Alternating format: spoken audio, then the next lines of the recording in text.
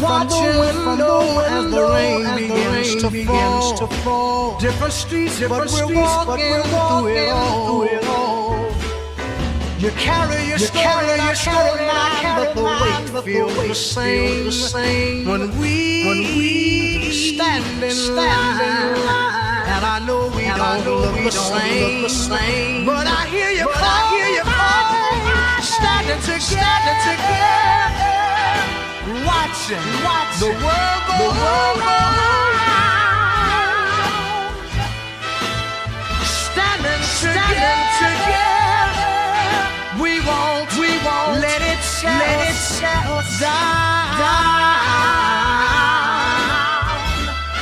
Your hands know mine never learned, but the fire inside us both still burn. Different colors painted on the same old sky, every shade beautiful. Just look twice. And I know we don't sound the same, but I feel you call, standing together, watching the world go round. Standing together, we won't let it down.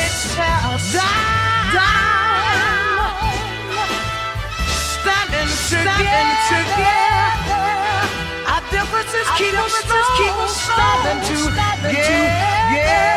This is where we belong.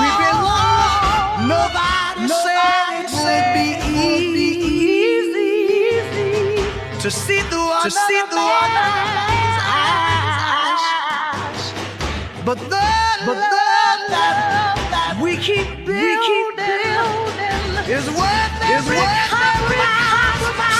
Standing together, watching the world go round. Standing together, we won't let it tear us down. Standing together, our differences keep us strong. Standing together, this is where we belong.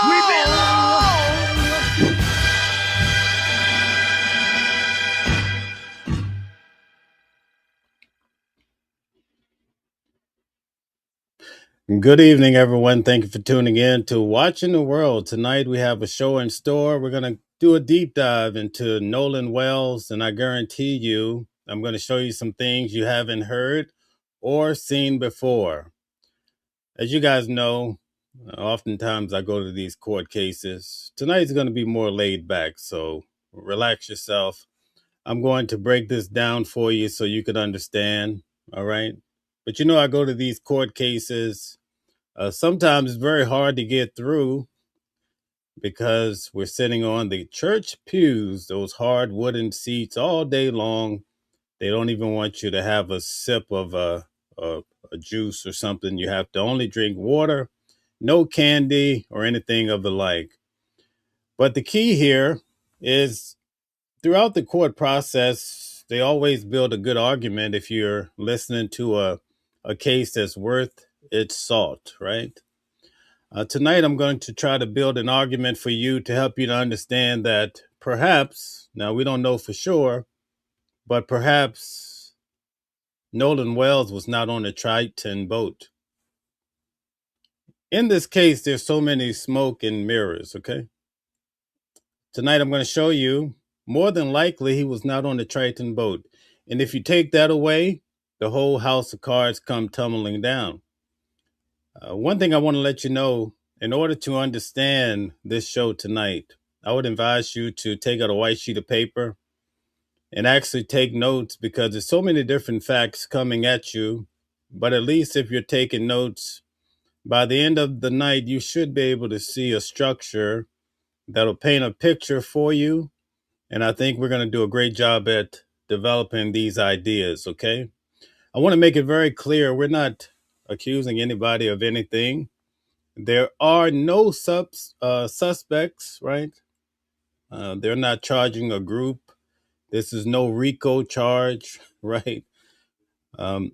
Ironically, many people are pointing to the fact that the attorneys haven't really pointed fingers at anyone, not even the audio.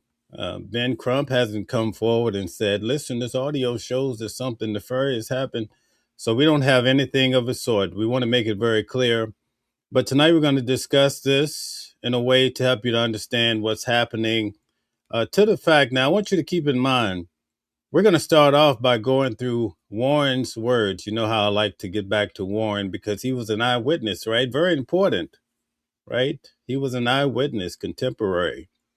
Oftentimes he tells you what he saw, what he heard the day. And also we have a few other people now. We have Jax and we have the other fellow too, right? Morgan. All of them tell us a story that points to key facts in this case. And so we're going to get to it. I want to first start off by saying, first, we're going to get, when Warren explains how the day develops, all of that is very important. You should be here for the entire show if you really want to understand that perhaps Nolan was not even on the Triton at all. And if he wasn't on the Triton, that tells us a whole different story. Because in the last show, remember, I showed you guys by means of the report, the police report, that the Palm Beach boat was never mentioned in the police report. Why is that the case? There were 3 boats, and we're going to start off by looking at that. 3 boats. One of the boats just went missing completely. Well, if you're doing a thorough investigation and you have a police report, why don't you add in such a key ingredient? Also, in the police report, I showed you that the Triton, as far as the GPS, because the authorities actually went in and they downloaded the GPS from the Triton and also the Tidecraft, which is Bart's boat. Okay, that's what we understand. But in the police report, they don't tell you the GPS breakdown for Bart's boat. What they did was they duplicated the Triton. So basically, you're looking at the same boat twice. Well, that doesn't do us any good at all, right? Because now we only understand where the Triton went. As you hear different individuals talking tonight that we're going to discuss, some of them say, listen, we actually went a different direction, but we're not privy to the direction they went because the report does not give us that information. So let's start off the day. I think it's very appropriate to start off with Warren's own words. And we're going to take a look at how the morning started.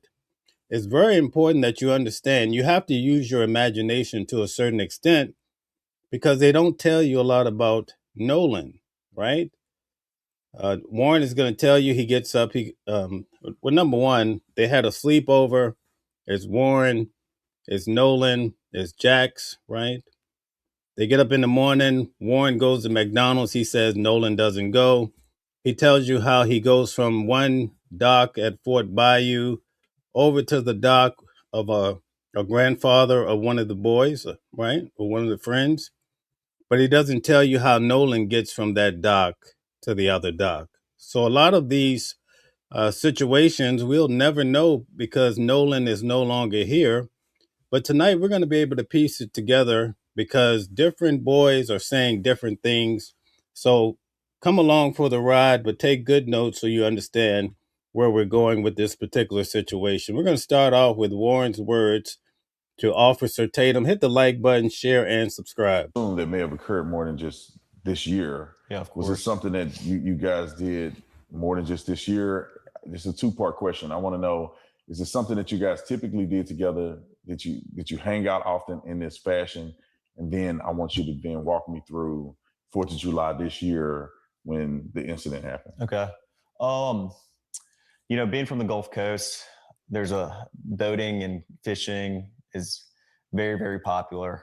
The 4th of July, every year, my friends and I or my family and I are out on the water. I mean, that's the one day is guaranteed everybody's going out. And that's a known thing. Everybody's trying to get a ride out to Horn Island or, people go to Ship Island, but most of everybody from Ocean Springs and the Gulf Coast go to Horn Island. And, we went last year. Nolan was on the boat with me last year. And he was, this was a common thing. My friends go on the boat when we're home. Very, very common. That's what we like to do. My friends like to fish also.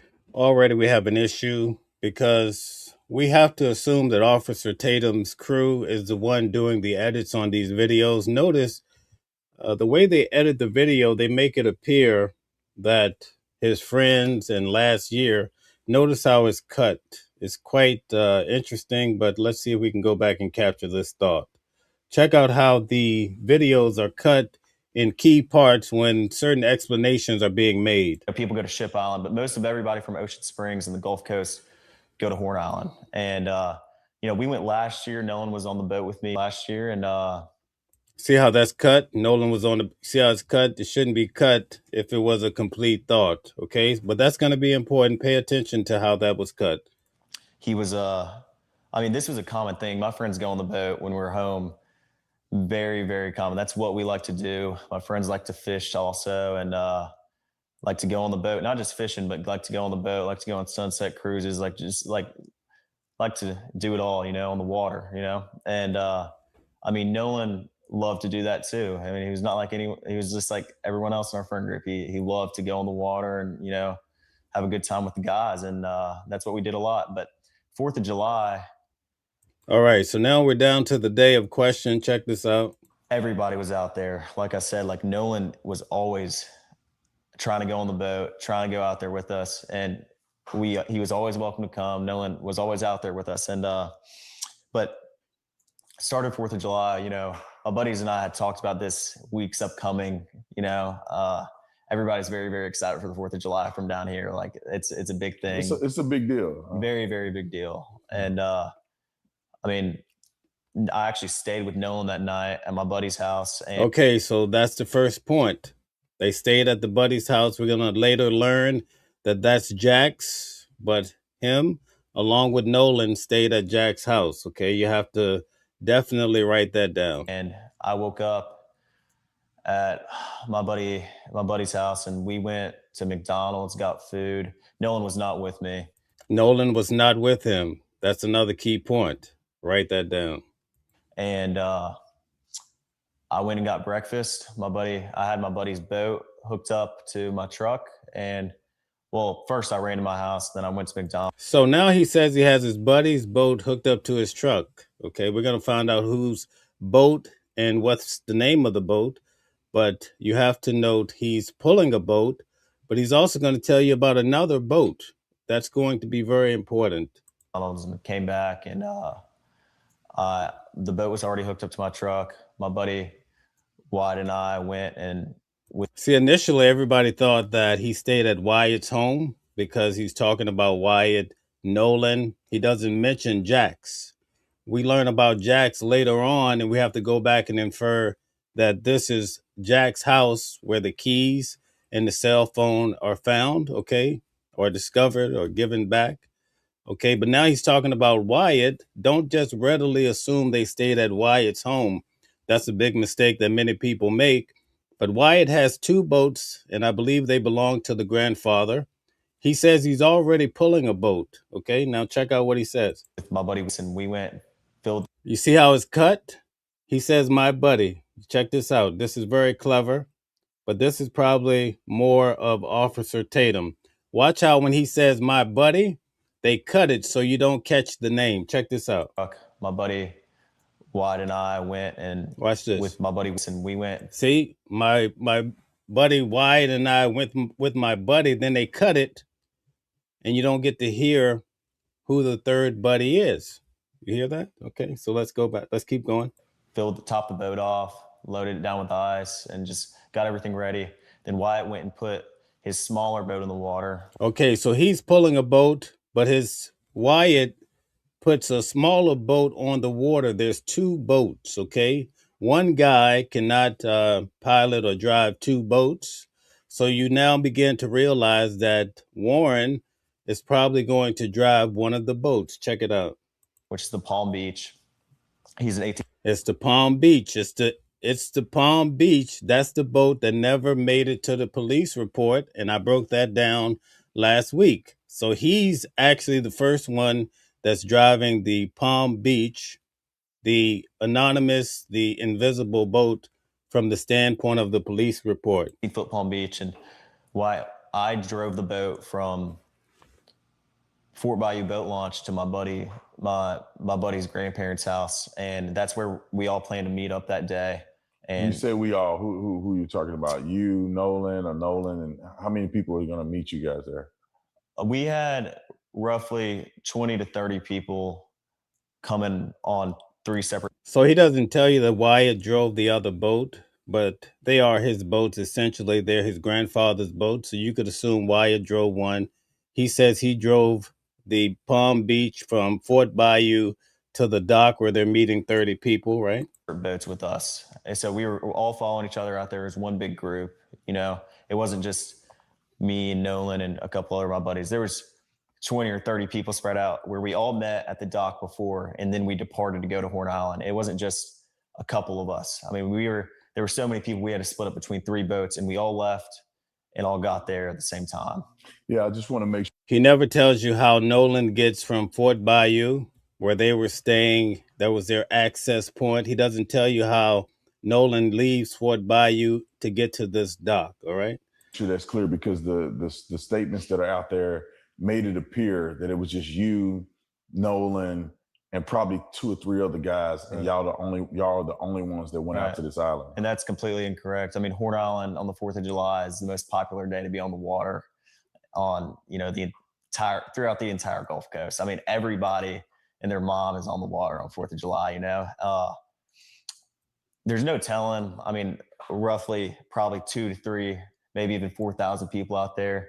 There were boats lined up off the island. I mean, there was 3 rows of boats all the way until my vision ended, until I could see of people there was 1 row of boats, and then there was another row of boats, and then there was a 3rd row of boats. Yeah. I mean, there was people lined up all up and down the island to where, I mean, who knows? I mean, and that wasn't just, we were parked on the north side, on the west tip.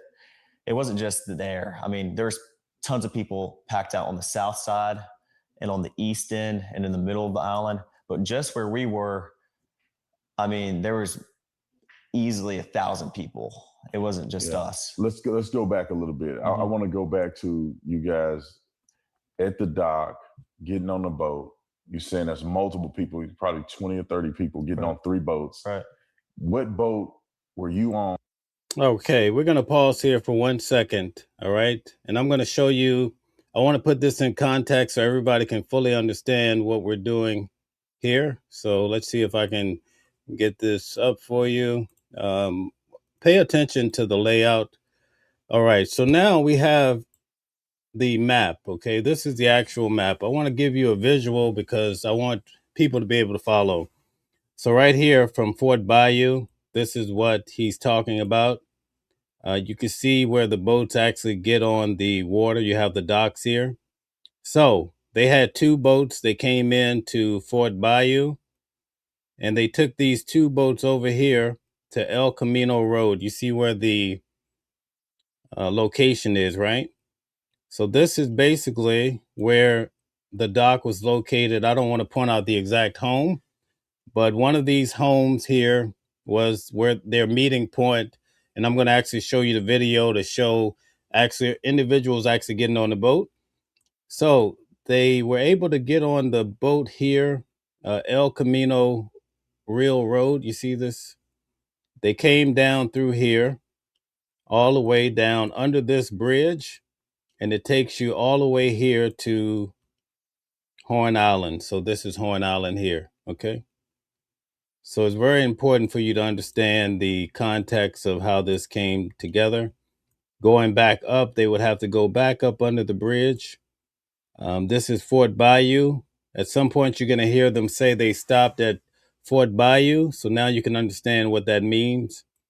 They came through here and they had to go back to the dock. So this is back to the dock. All right. So this just gives you some context as to what was happening that day.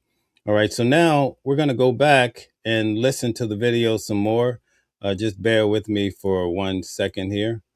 I'm going to pull that back up for you.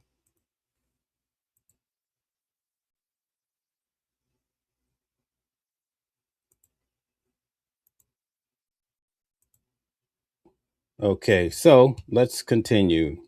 Guys, hit the like button, share, and subscribe. And what boat was Nolan on? Nolan was on Wyatt's 22 Triton. Okay, so my argument tonight is going to be that Nolan was likely not on the 22 Triton. Okay, I'm going to show you why. And when it dawned on me, when I realized that this could be the case, I was like, wait a minute, I'm understanding this case completely wrong. So anyway, he just told you Nolan got on the Triton, which was Wyatt's second boat. Okay. Remember, he drove the Palm Beach initially. On the way out, I went with my buddy Bart. So now he switches from driving the Palm Beach. Now he says he goes with his buddy Bart. Okay. I'm going to make an argument today that not only did he go with Bart from the initial morning. Now, we don't know if this to be true or not, but I'm going to show you something that would lead us to believe that it could be right. I'm going to make an argument that Nolan, perhaps even Warren, and also Jax, at least potentially went on the boat with Bart. Okay, so let's keep watching. Because we had a lot of friends from college coming down, and Bart, I called Bart that morning. I was like, hey, man, can you take your boat out? And he was like, yeah, well, my dad decided not to go, and I'll take the boat. Now, I want you to keep in mind, this is very important to understand this. So you have Warren, you have Jax, and you have Nolan that stayed the night together. Those three guys, okay? They stayed the night together. Then Warren said he asked Bart to go along. That's four, okay? So that just sets the stage that these guys stayed together except for Bart. It would only make sense that perhaps they all went on the same boat, okay? I don't know for sure, but I'm going to give you an argument to help you to understand how we could get there, how we could gather that. I'll take you and your friends, of course. I mean, he's a buddy of mine. And so Bart pulled up at the dock, and I mean, I rode out there with Bart and a lot of the girls that go to college with my friends and I, and Nolan rode out on the Triton, and then we had a Palm Beach. So he rode on with Bart, but Nolan went on the Triton. Okay, I'm going to dispute that for tonight's show. Okay. 18 Palm Beach. There was 4 guys on that.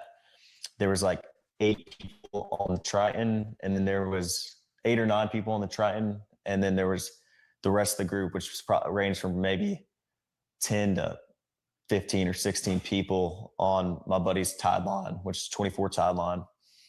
And so you guys get on, and I know a little bit. Now, keep in mind, when I showed you the police report last week, Bart's boat, the actual GPS is not on the police report, the initial one we received. Maybe there's an update. We don't know, but on the initial police report, it's not there. More than the audience do. Neither is the Palm Beach mentioned at all. Do because we went out there a little earlier because I wanted to see exactly what the drive was like, what the dock was like, how far it is out there. Of course. But I want you to tell, the audience, like, what was this trip like? How was the waters? Did you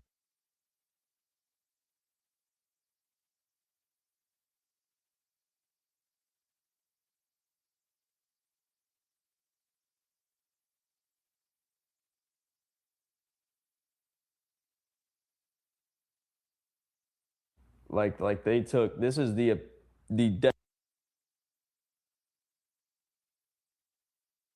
Okay, so now we're going to take a look at what the boys had to say in regards to the mom and dad, because it's very important to understand this part before we get too deeply in this. So let me pull this up for you. Again, hit the like button, share, and subscribe.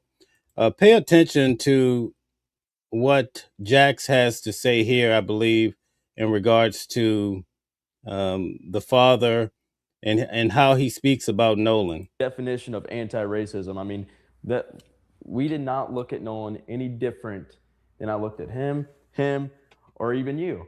This is literally our brother. I mean, like we stated, we did not treat him any different. We didn't treat Tristan. I'm sorry, can you guys hear me okay? Put a 1 in the chat if you can hear me. Put a 1 in the chat if you can hear me. I think some had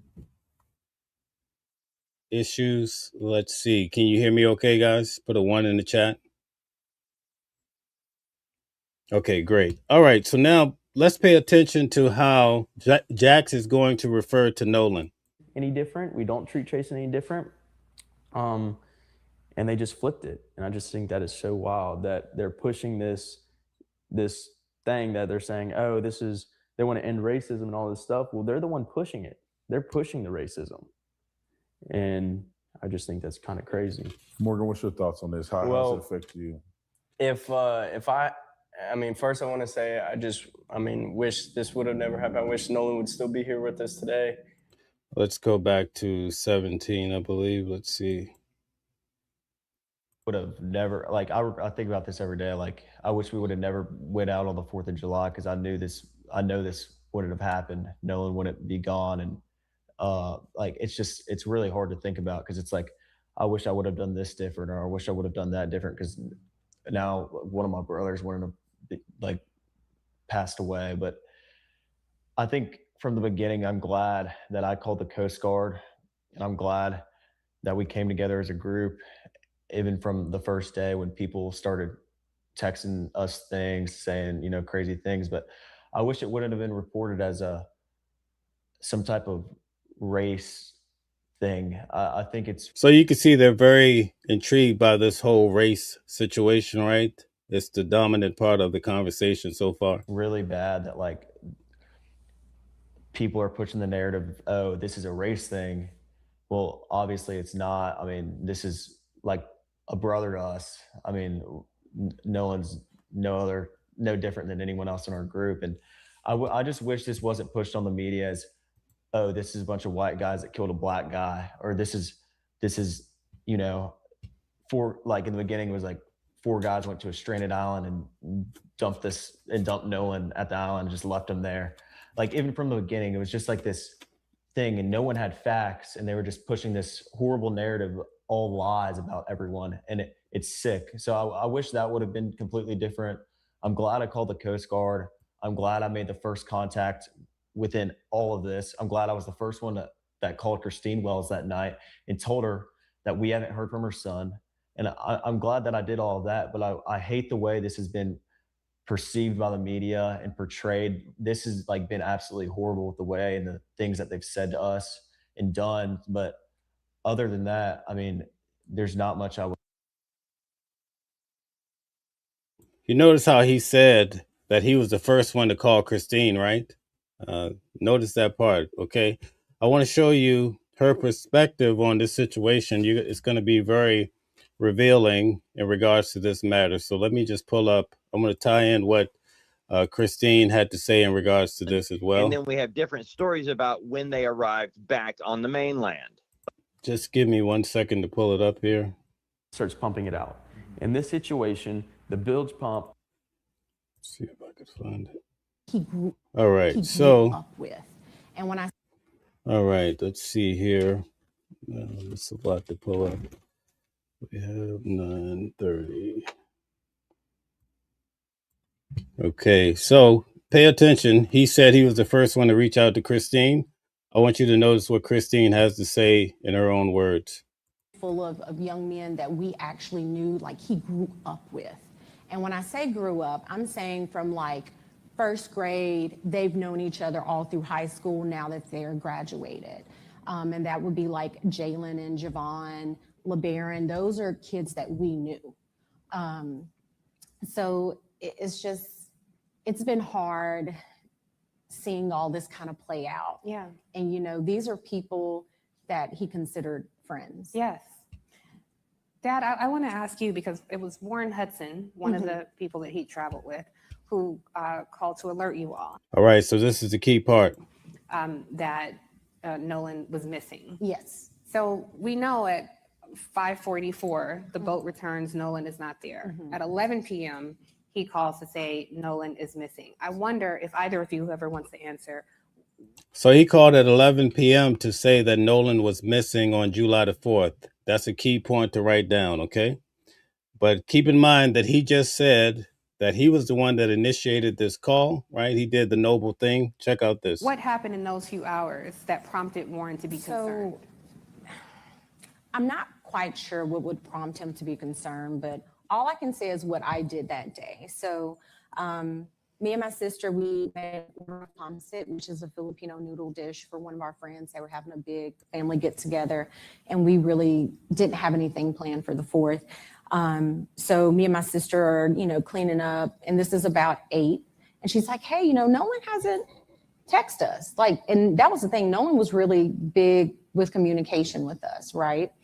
And so I call him, doesn't answer. I end the call. Call back, and this is probably, I think, maybe around 8. Don't quote me on the times, guys. Mm-hmm. So then I call again later around 8, still no answer. So she's calling Nolan back to back, trying to get a hold of her son. He's not responding, right? Now keep in mind, who has his phone, right? You guys know who has his phone when his mother is continually trying to reach him. You know that feeling must be frightening. And then I want to say I called one more time, and I think that was at 10:48. So she calls at 10:48. Warren calls her at 11:07. You follow? Okay. So they have his phone. The mother is calling the phone, right? She's calling 10:48, 11:07. They call the mother because the heat is on. Check it out. So I'm in the kitchen, my phone rings. Now this is probably early 11 o'clock, somewhere around there. Phone rings when I make it back to the phone, and I'm like, whose number is this? Because, we get weird phone calls sometimes. They didn't leave a message. Number pops back up. I pick up the phone because it says maybe Warren. And I'm like, Warren? So this is 11:07. That's per my cell phone records. So I answered the phone, and he's like, hey, Miss Christine, have you seen or talked to Nolan? I said, no. Why? He should be with you guys. And he said, oh, no, well, when we went to the island, there was a girl named Katie that he met, and he had decided to stay behind. I said, what? Okay, so let's pause here for a minute. Last week when I did the show and I showed you the police report, remember the police report doesn't mention Katie. It mentions another girl. So in that same night when the police report was made, they say they talked to these boys.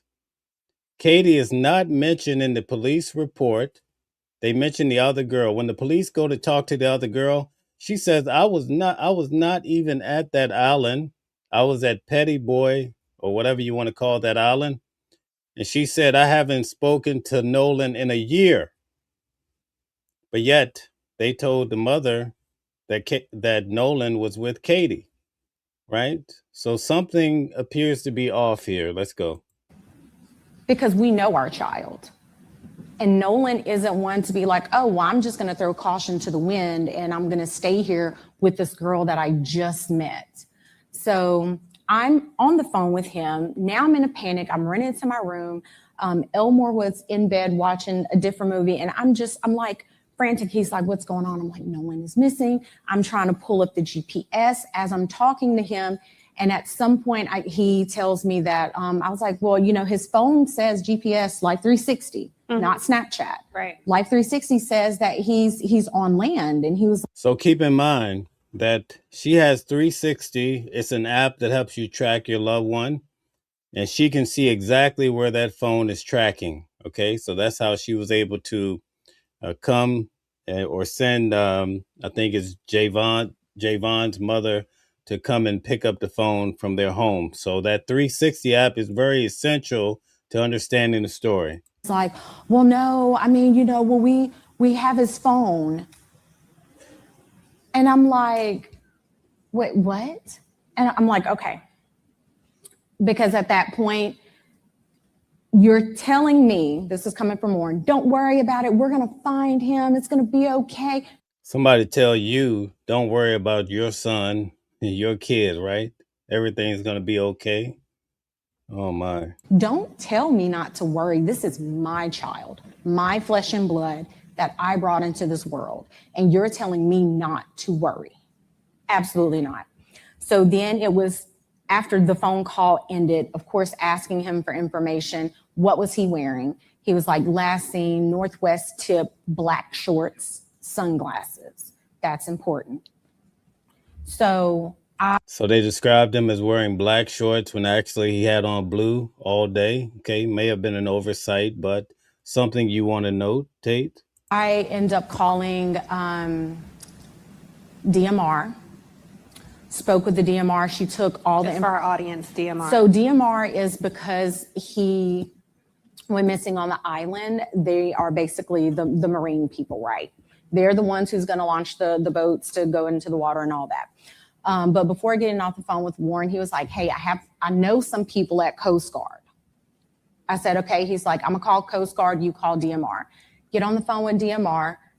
He said he knew some people at the Coast Guard. So that's not like calling the Coast Guard. That's like calling somebody you know that works at the airport. It's not going to be the same as if you call through the regular number at the airport and say, listen, I have an issue. When you're calling someone you know, well, that's a little bit different, right? Give the young lady the information. And she tells me, hey, I got this. Let me call you back. Because she was like, I'm not sure if this is going to be in our jurisdiction, essentially. So then she calls back and she tells me, okay, yeah, we spoke with Coast Guard. And I'm like, okay, but they're like, this isn't our jurisdiction. You have to contact the city of Ocean Springs. All right, so now they have to call the city, right? Different jurisdiction. I said, okay, hang up the phone, call in Ocean Springs Police Department. They say, hey, you have to physically come down and give a report. I said, okay. So on our way, because we don't live that far from the police station, on our way there, I was like, well, let me stop by the hospital because there's a hospital that's maybe 5 minutes up the road from our house. She's panicking, right? I know you know what she's talking about. She's panicking, just hoping to find a glimpse of her son. Stop by there. I'm like, hey, have you guys seen this kid? Has he been brought in? The lady's like, no, ma'am. We hadn't. I said, okay, thank you. Run out. We go to the police department. Get to the police station. And the officer basically says, again, this is out of our jurisdiction. And at that point, I'm like, my God, who am I supposed to talk to? Who? This is crazy, right? Did you know that? She can't even find the proper individuals to talk to. Who is supposed to help me with this? So then he said, it's going to be, you would have to call DMR. I was like, we've already called DMR. DMR said it's not in their jurisdiction. So we end up, I think at some point I had called Jackson County Sheriff's Office. Yeah. So she calls back and she's like, hey, are you there? I say, yes, we're here. But he's telling us the same thing you guys told us, which is no, we can't take it. She gets on the phone. Okay, so the argument tonight is not about who killed Nolan. We're letting the police follow that. I think we're going to see some things develop here shortly, right? That's just what I think, all right? But tonight we're focusing on the fact that I'm going to build an argument that I don't think Nolan was on the Triton boat that everybody keeps saying he was on. I'm going to show you why. I'm going to show you by means of video, okay? We don't have 100%, but you could probably come to a reasonable conclusion based on what I'm telling you. The reason why I'm showing you what the mother is saying now is because Warren was saying, hey, look, when it came to calling at 11 p.m., I was the one that called the mother. But now we start to find out from the mother that right before that, she's blowing up Nolan's phone. And they have his phone. And so what do you think is going to happen next if she keeps calling Nolan's phone and not getting answers? So she's forcing people's hands to respond, right? You could look at it that way, all right? So let's keep going. With the police officer now. Guys, hit the like button, share, subscribe. Thank you. This is Jackson County Sheriff's Department speaking with the Ocean Springs Police Department. Ocean Springs Police Department is saying, this is why we can't take this information. She says, okay. He gives me the phone back. And she's like, okay, I'm just going to take it. I'm just going to take the information. And that was, we met an officer. It was after midnight. Right? Yeah, it was somewhere after midnight. Met him in the McDonald's parking lot, gave him the information. He was just like, okay, thanks. That I was like, like, where is the urgency? Mm-hmm. No urgency at all. The frustration, right? This is real life, folks. And so, as far as we know, There were no boats on the water that night. We actually, his high school football coach, Coach Bramlett, text Elmore that morning. He said, hey man, I got a boat. Because again, we don't have boats. Now, it's very important that I lay this out for you. In accordance with the police report that I went over last week, you have to go back and watch that show. The reason why the police did not find it to be an emergency is because of the way the story was framed to them, the way that Warren or whoever expressed it to them. They basically said, listen, he stayed on the island with a girl and we have his phone. He forgot his phone. So the police says, okay, we don't see any need for an emergency. That's in the police report. Okay, so not only is he missing, but now he's being handicapped because this whole story about Katie, but in actuality, it wasn't Katie on the police report. It was a different girl who said she hadn't spoken to Nolan in over a year. What are we doing? Did somebody send the police on a wild goose chase? Right? We went over this last week. Okay, let's keep going. Boats. Let me make that very clear. We do not have a boat. We're not boating people. We don't do water like that. Okay. So Coach Bramlett's like, hey, I got a boat. So we was like, great, let's go. We're on the water. We go out there. We walk the island. Cell phone works perfectly fine. I actually had an almost. She's out there walking on the island looking for her son. Can you imagine that?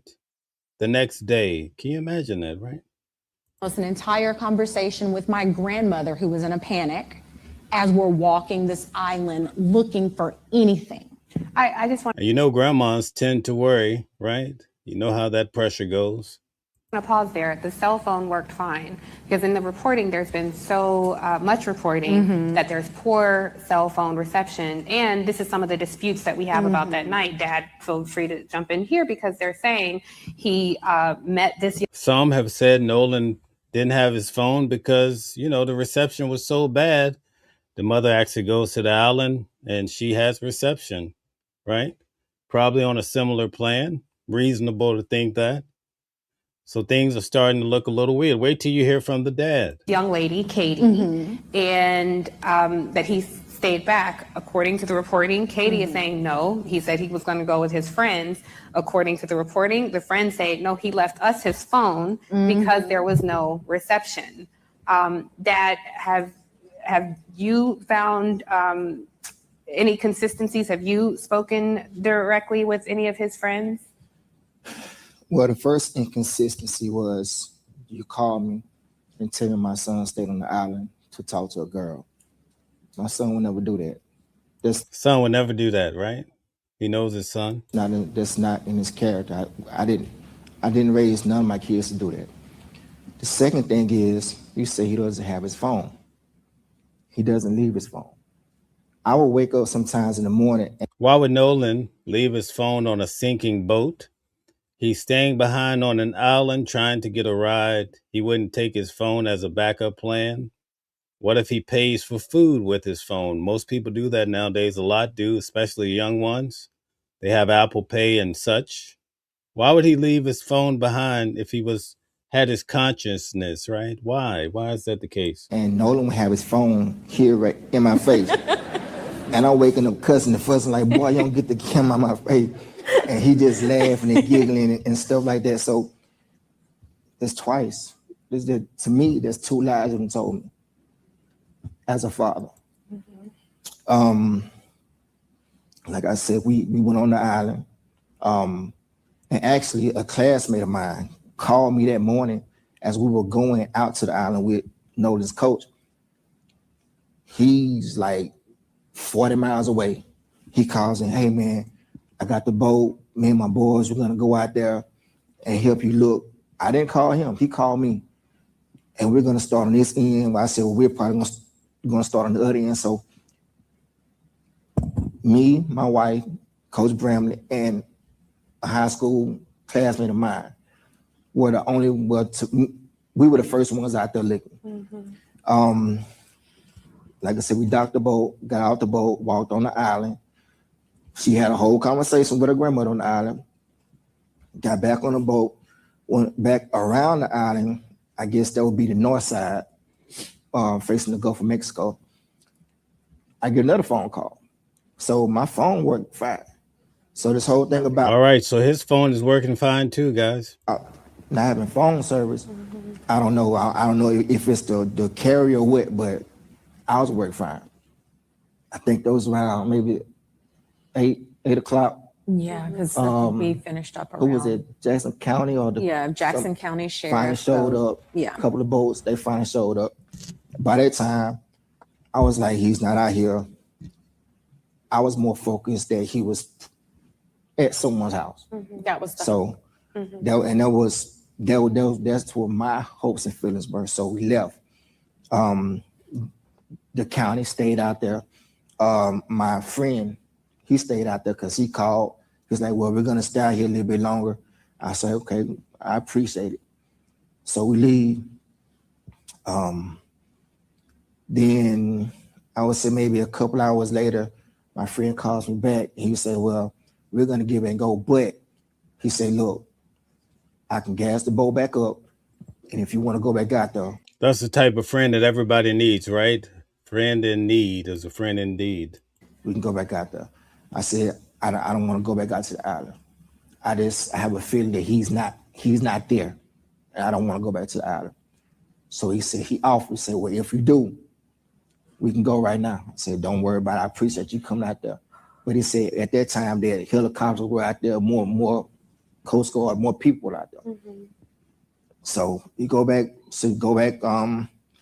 back on land. And as far as the keys. Okay, so now we're going to get to the keys. I'm going to back up a little bit. That's going to be a different point we're going to make in regards to jacks. So we have to come back to that one. All right. So now we're going to go back and take a look at a different angle of this. And by the way, guys, I have an individual coming on that's actually from Mississippi. So he'll be coming on the show. It should be exciting for you guys that tune in to Watching the World.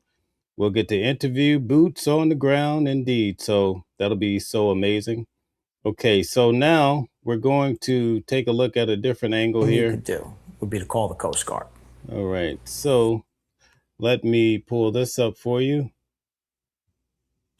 Okay, let's see here. All right.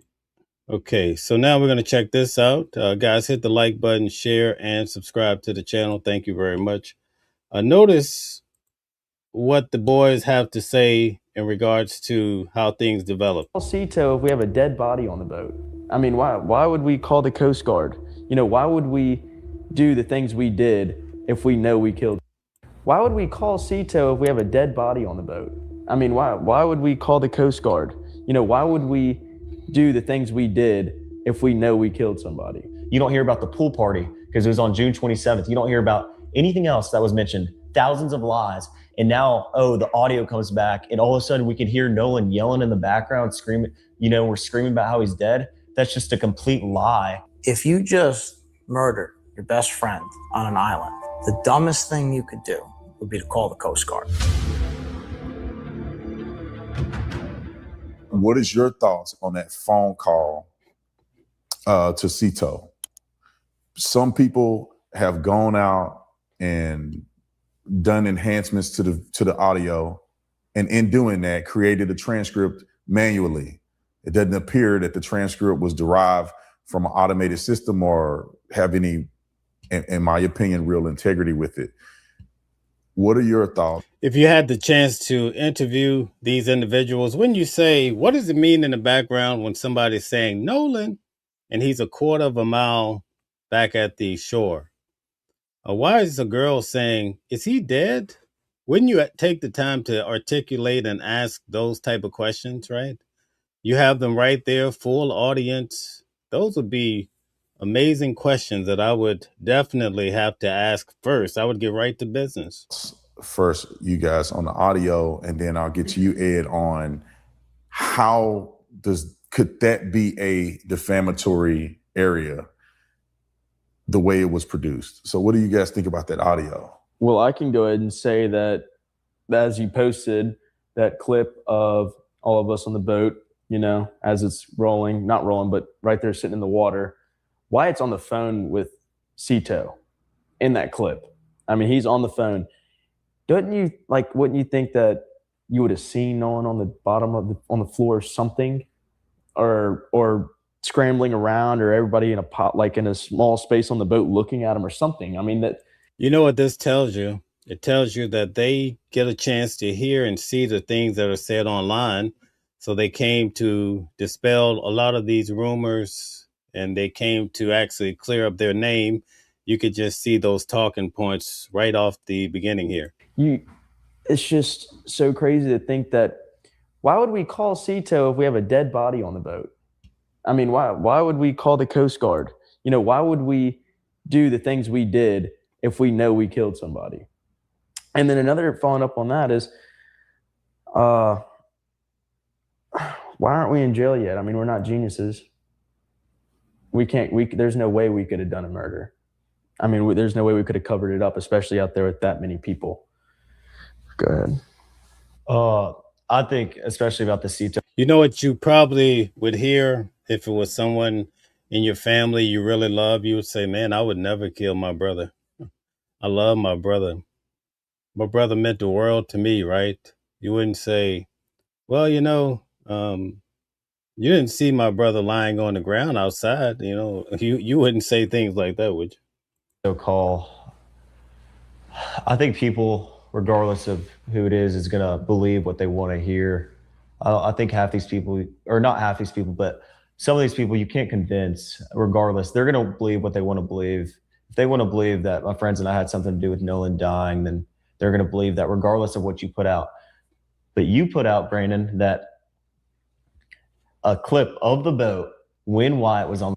Okay, guys, I want to give you guys a little quick tour here. I don't want to get too deeply into this, but I want to show you something here.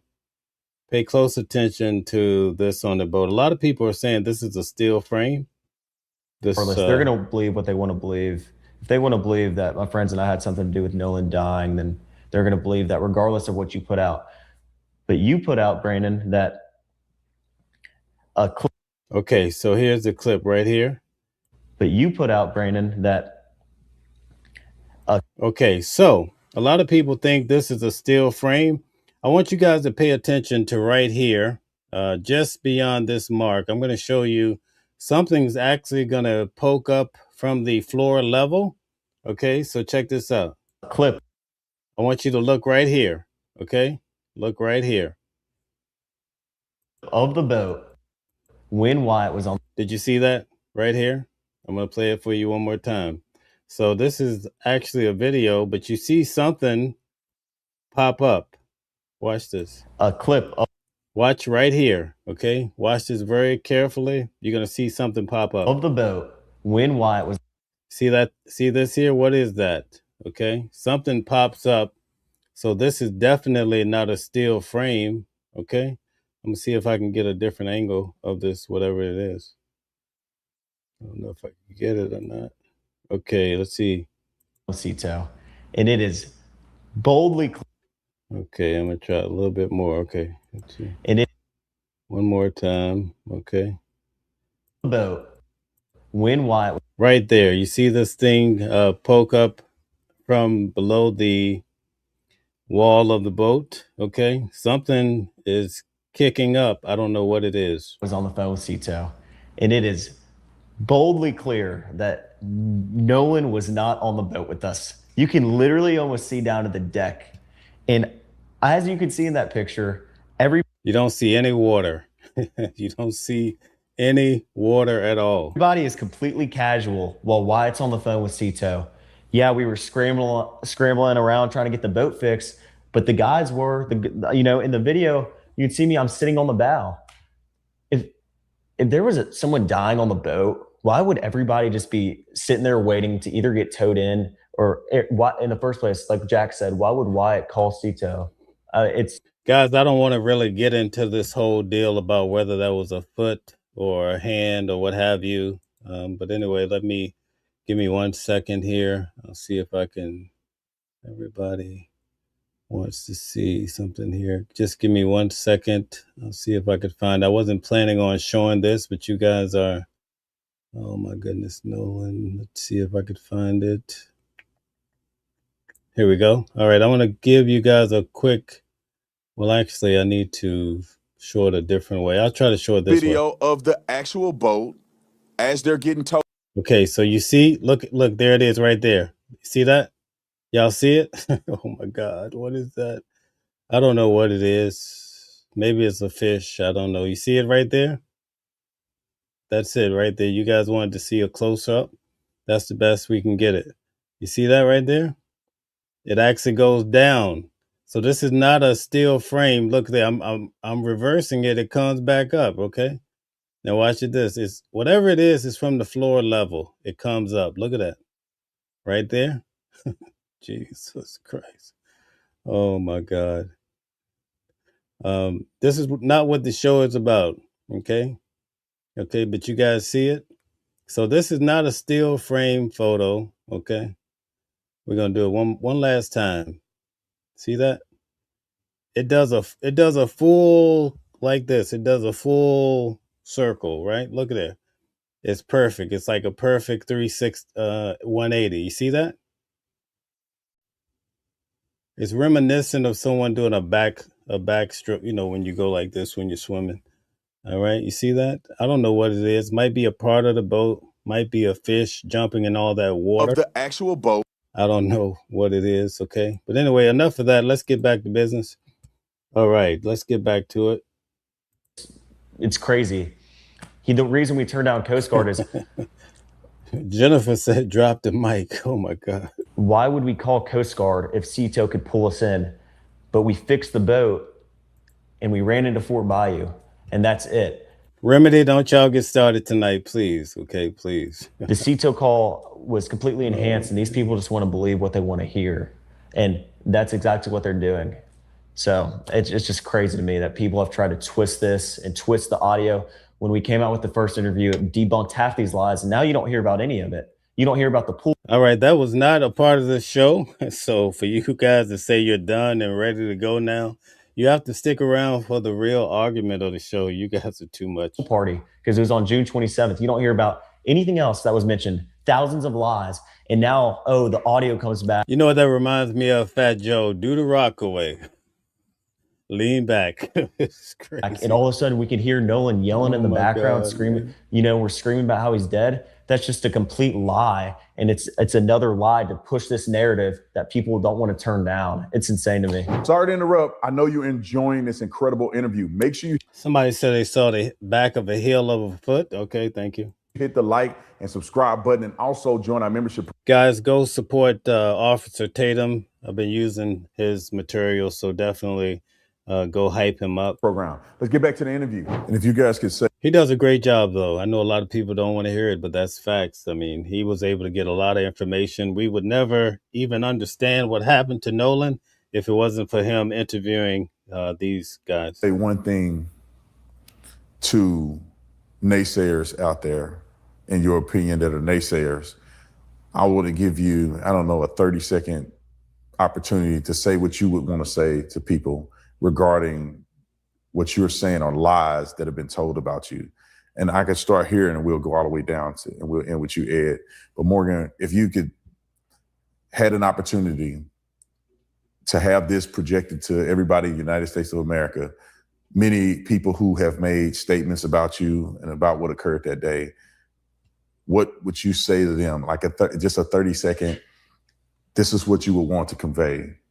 I mean, first I would say that, I mean, it's proven in evidence that they're all lies. I think that most of these people are just going to, I say most of these people, a lot of these people that have posted stuff out there, they've just been lies backed by no evidence. And if I had one thing to say to them, I'd say, do your research before you go out saying something that's not true, that could hurt someone.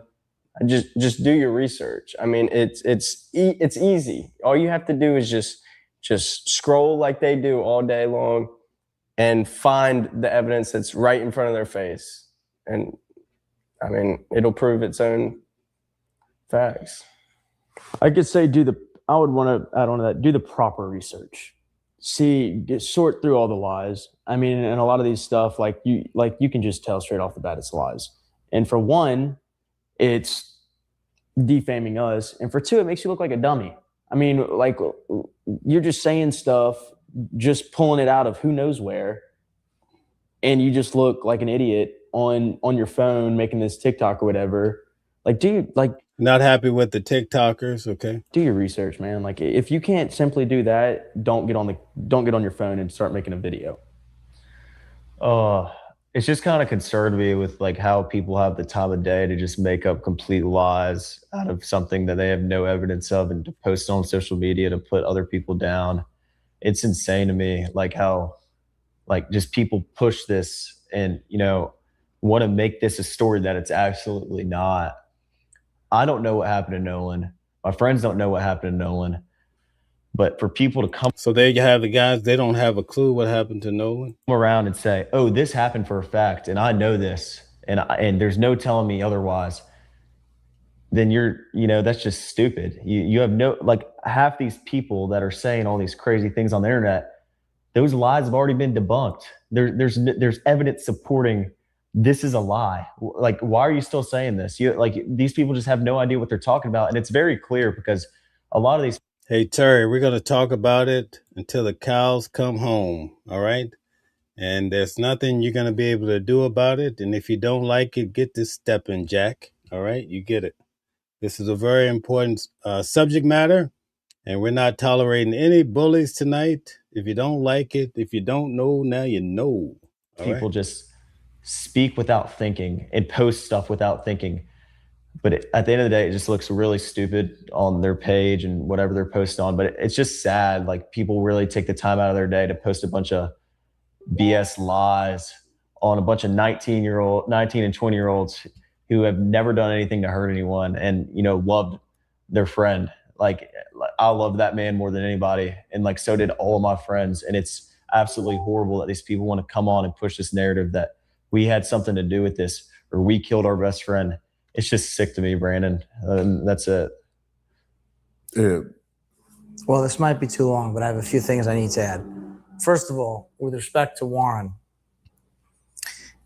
All right. This is their attorney. Okay. All right. So let's see what he has to say. If you just murdered your best friend on an island, the dumbest thing you could do would be to call the Coast Guard, to call a federal law enforcement agency and tell them, hey, can you guys go out and check out this island? Okay, so let's pause here for a minute. First of all, I want to replay what he just said. Okay, listen to what he says here. Would be to call the Coast Guard. Okay, you heard that? Let's go back a little bit more. Okay, pay attention to this part. First of all, with respect to Warren, if you just murdered your best friend on an island, the dumbest thing you could do would be to call the Coast Guard. But who did Warren say they called, right? Did they just straight up call the Coast Guard, right? What did we just talk about? What did we just learn in regards to this case, right?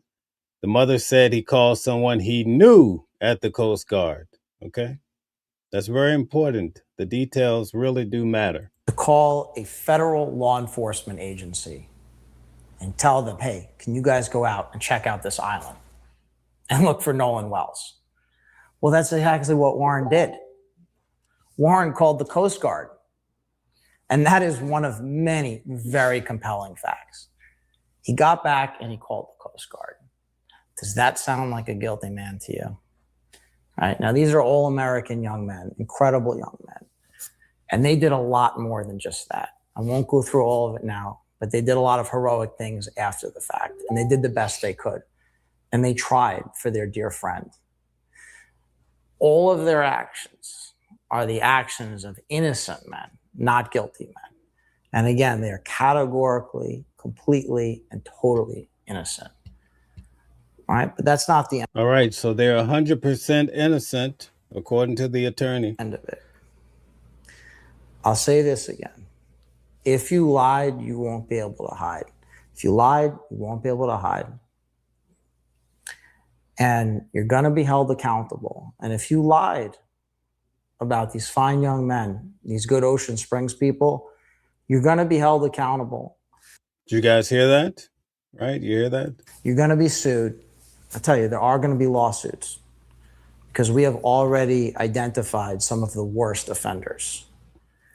And it may have felt good for them in the moment, instant gratification, sugar high. They got their sugar high. But long after that sugar high wears off, they're going to find themselves in court, and it's going to be excruciatingly painful. The only thing I can say about that is it won't be quite as painful as what they did to Morgan, Jax, and Warren. So Ed, I got one question for you, because the way you guys articulate the defamation, obviously, if someone puts out online lies, knowingly and intentionally do them, knowing that they're lies, in part, that's a part of the defamation. But is the racial component, because when someone goes out and says things without evidence, projecting that this was a racial encounter, is that a part of this defamation, or does that not count as far as your tactics on defending them or defending their honor, I guess, in this situation? Well, one thing that we're never going to do is we're never going to speculate, and we're never going to guess like some other folks who got their sugar highs and are sucking up all the oxygen in the room for now, and they'll have their day in court. But we can talk about what might motivate people. And I won't talk about any particular people because I am not inside their head right now. But I can tell you that racism for profit is a major factor here. And we don't have to name names. But racism for profit, generating outrage for profit, in the end, it's all about money. And we don't even have to think about whether the racism that these people are talking about is real or fake or anything like that. It's racism for profit. And it's part of the motive. But when you have offenders who defame innocent young men, fine innocent young men, upstanding young men, it might be a constellation of motives. Profit, animus, stupidity, ignorance. Maybe they just don't like evidence. See, we really like evidence here. Tyler Cox really likes evidence. I really like evidence. Morgan, Jax, Warren, we really like evidence. And that's the difference between the other guys and us. And we have evidence. We have the receipts. We have the goods. And we're going to be presenting it in court. And I will say, once we present it in court, we're going to say, now you just can't leave.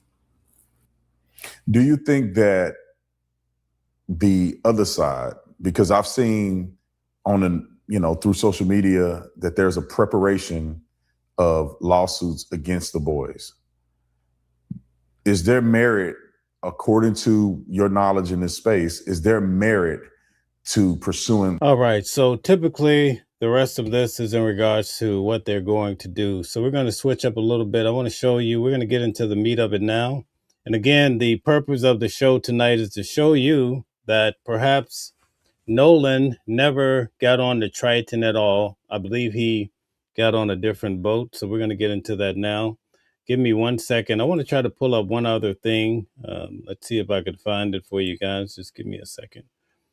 Let's see if we could go back and find this. I want to go back to 16. All right. I'm going to see if I could find this snippet for you guys. Let's see here. All right. I wish that would have never happened either. And I don't think those would have never happened.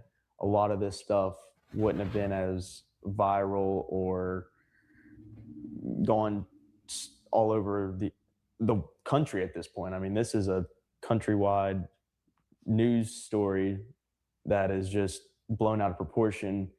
And the fact that it was our best friend and it's not what people are saying it is what hurts the most. I mean, that was our brother. I mean, straight up. That's what I told his dad the night that he came over to my house. He was like, blah, blah, saying something. I was like, dude, that was my brother. Okay, so check this out. I want you guys to process what's happening here. This is the night that Nolan went missing on July the 4th. He talks about Nolan in the past tense. He's talking about Nolan in the past tense while talking to the father. We're going to get a chance to hear it from him again, but also I'm going to show you what the father had to say about it. So listen, imagine you're there. You don't even know what's happened to Nolan. Some say he's out with the girl. And then you go talk to the guy who has his keys and he says, you know, your son was a good guy. Something he was, right? That's the past tense. What does that mean? All right. What does it mean? We really have to dig into this. I'm going to back it up and let you hear it again. Pay close attention. Hit the like button, share, and subscribe. This is interesting. Countrywide news story that is just blown out of proportion. And the fact that it was our best friend and it's not what people are saying it is what hurts the most. I mean, that was our brother. I mean, straight up. That's what I told his dad the night that he came over to my house. He was like, blah, blah, saying something. I was like, dude, that was my brother. Like, and you know. That was my brother. If Nolan is with a girl, right? Wouldn't you say Nolan is my brother? Why would you say that was my brother? The father doesn't know something has happened to Nolan, right? He's talking in the past tense. Check this out. Know that. He knows that. We were picking him up every single day. He never drove. I can't tell you how many times I pulled up in his driveway and picked him up. Wouldn't have been as viral or gone all over the country at this point. I mean, this is a countrywide news story. I really need you to gather this point because when I make the point of the night, this is going to be very essential to understand it. Okay, so check it out one last time. That is just blown out of proportion, and the fact that it was our best friend and it's not what people are saying it is what hurts the most. I mean, that was our brother. I mean, straight up. That's what I told his dad the night that he came over to my house. He was like, blah, blah, saying something. I was like, dude, that was my brother. See, the night he came over to the house to get the keys, he said, that was my brother. He's talking about Nolan in the past, like Nolan is gone. The way you talk about a person at a funeral, right? What are we doing, right? What are we doing here, right? If somebody is alive and doing well, you would say, Nolan is my buddy. I don't know where he is. He's probably out with the girl, but he is my brother. He is great. But he told the father, right? Nolan was my brother. What are we doing here? What are we doing, folks? I think we're lost. I think we've lost our way. That's all I can tell you. All right. This is what he was saying. Now, the father picked up on it. We're going to get to it right now. I want you to pay attention. We're tying it all together. Pay attention to what the father has to say in regards to this matter. And he picked up on how this boy was talking about his son in the past tense. As far as the keys, was that night? Or was it? That was that night. That was the night the call. Okay, let me back up. As far as getting the car back, after we gave our report to Jackson County, the sheriff department that night, we were trying to figure out who to get a report to. We had a friend in the family that located his phone. Mm-hmm. We wasn't there to get the phone, but apparently there was some kind of friction with getting his phone. Yeah. We don't know what the friction was. So the phone and the key were at the same location. So the father says there was friction getting the phone. That's going to come up as we go further. So keep that thought in mind. Which was Jack's house. Okay. And again, all of these kids share their locations on Snapchat. And so I want to give you a little history for those that are just coming in. Warren explained that Nolan stayed with Jax the night before. That's why the keys, Nolan's car is outside parked and his keys are on top of the game station or whatever you want to call it, PlayStation, whatever it is. So that night they go back to the house. They find out where Nolan keys are. The father goes to pick it up. Okay. So we have to tie all of this together. Now pay attention. The father is going to talk about how Jax was talking about his son in the past tense, the night when they were just coming looking for him. They didn't know he was drowned or if something had happened to him. They didn't know what could have happened to him at this point. They just think he's missing somewhere. She was like, hey, I can go pick his phone up, not thinking that his car is there, you know, which she stopped everything she was doing. Her and the boys, they went out. Like, we were all out searching for him that night. And yeah, like Elmore was saying, there was an issue, some type of friction. The cops ended up coming and they left. And so then kind of the same thing when we came to pick up the key, Elmore went up there asking for the key, didn't know where the key was. And all of a sudden we know where the key is. But see, hold on. But see, this is another thing that bothered me too. When we got to the house, you know, it was some of his other friends were there, you know, and they were, you know, beating on the door like, what Nolan there, you know, beating on the door trying to get in the house. So I walk up to the door and I'm calming them down. Because for one, okay, you're loud. Two, you're in these people's house. So if you tear these people's house up, this could be a whole nother issue. I don't want y'all bothering it. And three, I need you guys to calm down. And I need them to kind of trust me as being an adult so I can get something out of it. So I get them out the house. And then Jax finally comes down the stairs, I guess in the room. Hair all messed up like he just woke up, whatever. I said, look, I'm Nolan's father. His car's outside. I need to get his car and all his personal effects that may be left over here. And he goes, oh man, Nolan was like my brother. I said, Nolan was like my brother. I said, well, if Nolan was like your brother, would you please go and get everything of his so I can get. So you see that? He said Nolan was like my brother. The father recalled that. His car, I can go home. So he walks off. 2 or 3 minutes later, he come back. I don't see. Okay, you're loud. Two, you're in these people's house. So if you tear these people's house up, this could be a whole nother issue. I don't want y'all bothering it. And three, I need you guys to calm down. And I need them to kind of trust me as being an adult so I can get something out of it. So I get them out the house. And then Jax finally comes down the stairs, I guess in the room. Hair all messed up like he just woke up, whatever.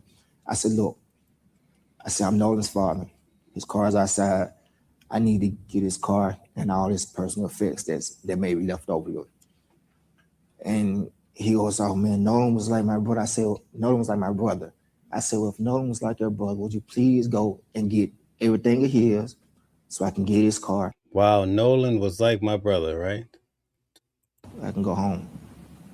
So he walks off. 2 or 3 minutes later, he come back. I don't see the keys. Okay.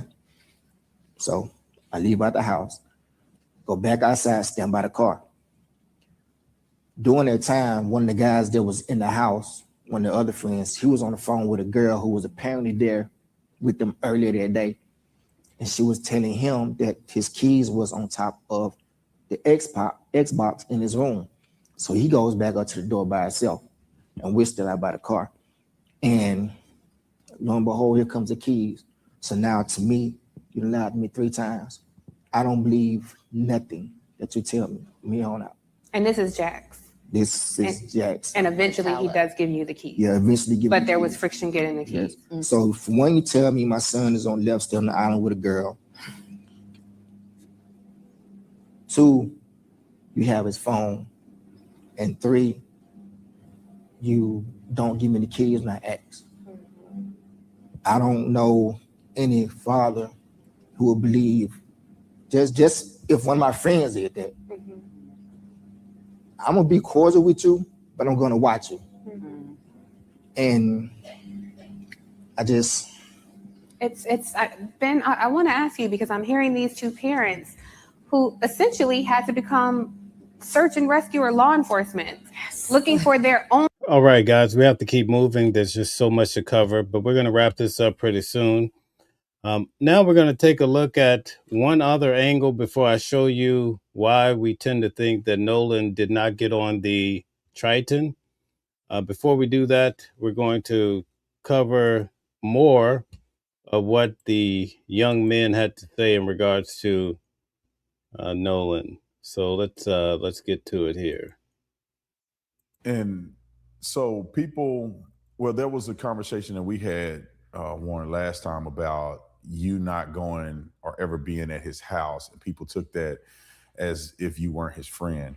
Can you guys describe what engagement did you have with Nolan at his house, with his parents, him with your parents? Like, how did all that circulate? Okay, well, like Jack said, like he used to pick up Nolan every day. I used to pick up Nolan every day. My buddy Wyatt used to pick up Nolan. Like literally would pick.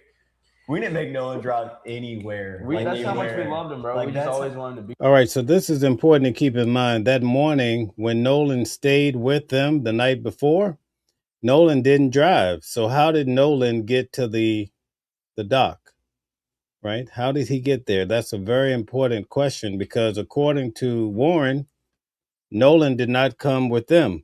Okay. Like that's how much, like everybody knows this too. Like Nolan didn't drive, like especially at least in our friend group, because Nolan, we always pick Nolan up, regardless of where it was. Like literally on July 3rd, Nolan rode with me and like rode with me to Wyatt's because we had to get parts for a boat. But anyway, just for it's crazy that like I think it's kind of sad that like people I have some friends of mine that I'm very, very close with, and I just don't know their parents. We're grown men.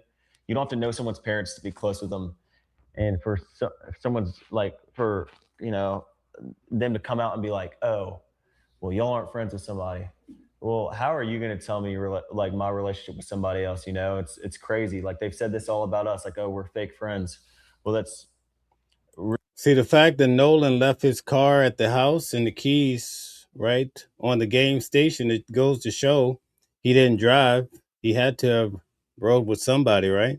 Really horrible to say, because if you go look on every social media post on Nolan's Instagram or Facebook or anything else, the only people in it are us and his football guys. Like that's just so real. Every time Nolan's in Starkville, he's with us. Every time Nolan's anywhere, not even just Starkville, but anywhere.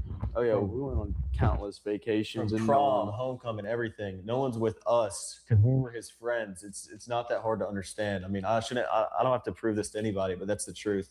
I don't have to prove my friendship.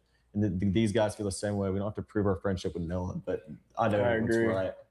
Yeah. So was Nolan around your family then? Yeah. Nolan was always around our houses. I mean, I can even say this: Nolan and Wyatt's dad had a secret friendship that we weren't even in. Yeah, we were like best friends. We would go over to Wyatt's house, and Nolan, we would all be in the backyard, whatever, doing something, and Nolan would be inside on the couch with Wyatt's dad, and they would just be cutting it up all night. Yeah, watching movies together. Like Scarface was their favorite movie. Yeah. They'd watch Scarface all the time. But that really shows you like the effect like all this has had on everybody, not including just our friend group, but like our friends' parents and my parents. Like our friends were really, and families were really close with Nolan.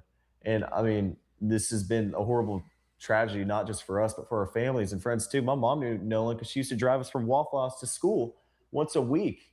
My stepdad knew Nolan because he used to drive us, my dad, everybody. Like, and he would always come to the house too all the time. And not just that, but like I'm talking about like from a young age, like from 8th grade. But Nolan would always be at our houses, stay at our houses. And for his parents to come out and say, oh, well, we don't know these boys. Well, then does that mean you don't know where your kid's staying at night? Because he was staying at our houses. So sorry to interrupt. I know you're enjoying this incredible interview. Make sure you hit the like and subscribe button, and also join our membership program. Let's get back to the interview. Take me to that day on the 4th. Based on what I know from the interview we had and some of the things that Nolan has spent the night and then at your house. Okay, so there we have it again. Nolan spent the night at Jack's house, right? The night before, his last night. And then you guys got up, you went out. Was this the first time you guys went to Horn Island, or you guys used to do this every year? Or? So we've probably been to Horn Island this year alone 3 times with Nolan. And then the previous year, we went to Horn Island. Nolan was with us out there then. And every time we go out to Horn Island, usually Nolan's with us. And every single year for the 4th of July, when we go out there, Nolan's with us. I mean, this is a tradition. I mean, everybody waits all year for Horn Island, 4th of July. Like, that is the place to be. That is a party. Guys, hit the like button, share, subscribe, hit the hearts. Thank you. All day. and it is literally right up all of our alleys. Like that's what we want to do all day. Like that's the funnest day of the year. And yeah, I mean, Nolan was with us 2 weeks prior to the 4th of July at Horde Island with no one out there. If we had any intention to hurt Nolan at the island, why would we do it on the 4th of July with thousands of people out there? I mean, it's pretty clear. We literally all went out there for my buddy's birthday, and Nolan was with a whole group of people like we were with on the 4th. So, I mean, that's yeah, and it was on like a Wednesday. it's not like Nobody this was is out it's there, not like yeah. this is just like a random like occasion. No, We've we got do there this all the time. yeah. And not even just Horn Island, but no one's on the boat with us all the time. We all go on the boat. We all do things together like this. So I want to get to some pointed questions about the phone situation, because I think last time, Warren, when you and I talked or spoke, you weren't at the house when the phone was recovered. So I want to figure this out. Now, keep in mind what we found out about the tension. The father said there was some tension. Notice what the boys say about it. Explain to me, because a lot of people are still online saying that they find it to be incredibly suspicious that Nolan left his phone. Can you explain, did Nolan ask you for his phone back when you guys were leaving? Was it not a part of the conversation? Was Nolan the only person that left his phone on the boat? Can you guys walk me through that idea? So I can go ahead first and say nobody has their phone in the water. Even when you jump in a pool, do you have your phone? Like, no, you don't. You're not going to bring your electronic in the water. So what everybody does is they stick their phones on the dash of the boat and they forget about it. Thank you for sharing this to Facebook, Tracy. Thanks for supporting the channel. I really do appreciate it. Because you don't have good service. You can't even send a picture through from Horn Island to like somebody else. And so they put it on the phone. Thank you, Keeney. And even as teenagers, we don't really get on them. We go out there and we conversate and we see a bunch of people that we usually don't see on a day-to-day basis, that we graduated high school with, guys that graduated before us. You know, it's a big meeting, like seeing all your friends that you haven't seen in a while. And so whenever we were coming back, thank you, writing back in, he didn't even think about grabbing his phone. He never asked about his phone, along with 5 other people that also left their phones on the boat, and we had to wait at the boat launch for them to come and pick them up, including Javon. I mean, Javon left his phone on our boat. Yeah, Javon is one of the guys in the friend group. Yeah. If I'm not mistaken. Javon's a friend of mine, friend of ours, like not as tight as Nolan. Javon's in the class under me in school, and he's a friend of mine. But just like a lot of our other friends. Javon's mother is the one that came and obtained the phone from the boys in regards to Nolan Wells on behalf of the mother. Javon's our friend. He left the phone on the boat because we're trustworthy people. We're not going to steal something. We're not going to delete pictures off of someone's phone. We're not going to delete text messages. We're not going to get on anyone's phone because we have no reason to. But Javon left his phone. And we gave Javon his phone back along with everybody else who left their phone on the boat. So yeah, we'll get to that because I think I have the timeline in my mind. So you guys, the boat is taking in water. You had already left, Morgan, right? You had already left on the boat. So there's 3 boats. You had already left about 5 minutes before this situation happened. The last 2 boats was Bart's boat and Wyatt's boat, and those are the 2 boats that left out. Okay, so you get an understanding of the boat. I can't say with 100% certainty, but it appears that Morgan left on the Palm Beach, okay? All right. Jax, it appears that he's on Bart's boat. And then Warren, he's going to explain that he left on the Triton. Okay, so that's very important that you understand that layout. Because it appears that Jax is on Bart's boat. Keep this in mind. Very important. Warren is going to explain how he left on the Triton, okay? Bart was kind of towing Wyatt's boat out. So you guys are on the boat. What was the conversation with Nolan? Because Nolan... All right, so let me go back. I want to explain this to you guys. This is very important to get this whole picture. Okay, right here. So it appears that maybe Morgan's on the Palm Beach, okay? Something they're going to say, I think, alludes to that. But anyway, Jax is on Bart's boat. keep in mind that Nolan and also Warren, they stayed with Jax the night before. Okay, that's a key point. So they Warren said he came down with Bart. So we can only imagine that Jax probably rode down with Bart too. Okay, we can't 100% confirm it, but he's definitely riding back with Bart. Okay, so imagine now that Jax, Warren, and Bart come on the boat. Jax and Warren and Nolan stayed together the night before. So you mean to tell me they all didn't ride down on Bart's boat? Now we don't know with 100% certainty, but it would make sense that these individuals came down together on Bart's boat. I'm going to show you that Nolan did not get on the Triton, okay? But anyway, we're going to get to that in a few minutes. Bart was kind of towing Wyatt's boat out. So you guys are on the boat. What was the conversation with Nolan? Because Nolan obviously had come in on Wyatt's boat. You guys are all getting ready to leave. So what was the communication like with Nolan? So actually, Wyatt was saying, told. Okay, so this is a good time for me to show you. You notice he just said Nolan came in on Wyatt's boat. The name of the boat, tell us in the chat, what's the name of the boat, Wyatt's boat, that Nolan allegedly came in on? Tell us in the chat, okay? Let's see if you guys have been really following this case or not. What boat did Nolan ride down on that he says was Wyatt's boat? Let's see if you guys can pull that up, okay? Tell us which boat. Okay, which road? Okay, Herbert has it right. The Triton. Okay, thank you very much. John Mitchell, you should know that. Of all people, you should know.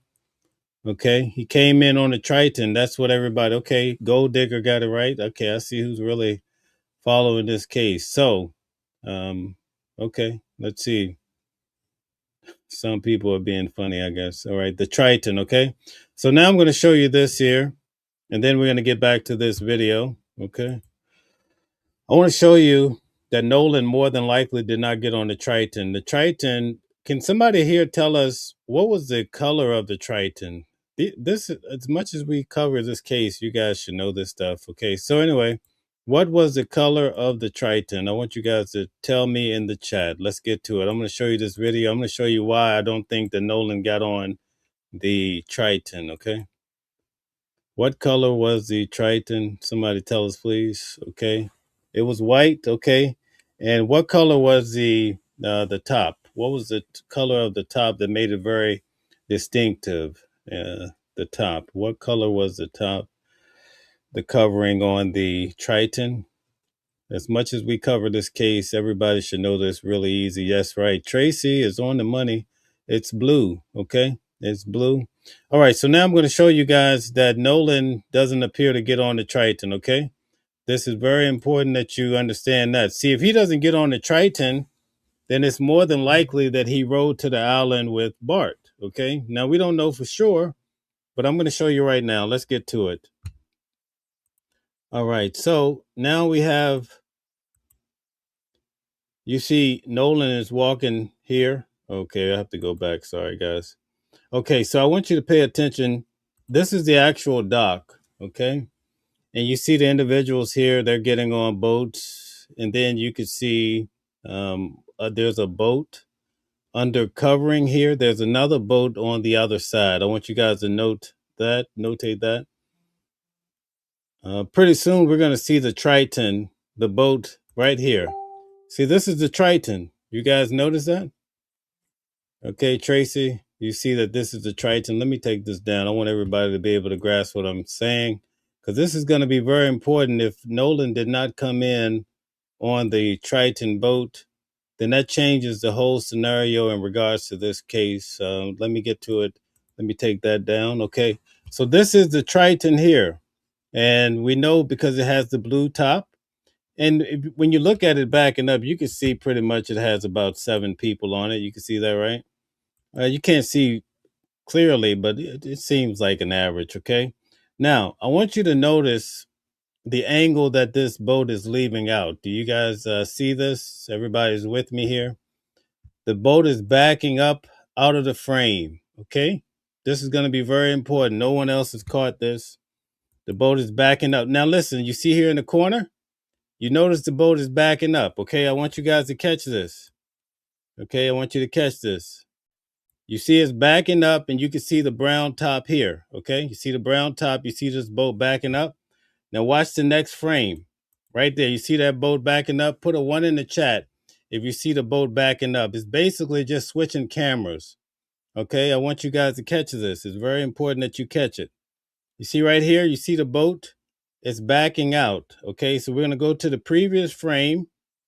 Okay, you see it's backing out. Now you see it goes out of the frame. Oh, I made a boo-boo here. Let's see here. All right, so it's backing out. You see here, now it's in the corner. So put a 1 in the chat. Everybody's with me, right? Well, guess what? That's the Triton boat, guys, that Nolan rode to the island on, right? That's what everybody's saying. Well, how is this Nolan right here walking? Listen, Nolan is getting off another boat. Nolan is still on the dock when the Triton leaves. So what are we doing here? Everybody's giving us misinformation. Let me show you Nolan is still on the island when the Triton leaves. Don't play games with me. Look at Nolan come walking along with the long sleeve shirt and his afro. We're going to call it an afro. There's Nolan right there. He didn't get on that boat. So somebody is not being truthful and honest when it comes to this case. Why do we say he's on the Triton if he's not on the Triton? You can see the time up at the top, so don't play games. You can see the time stamp.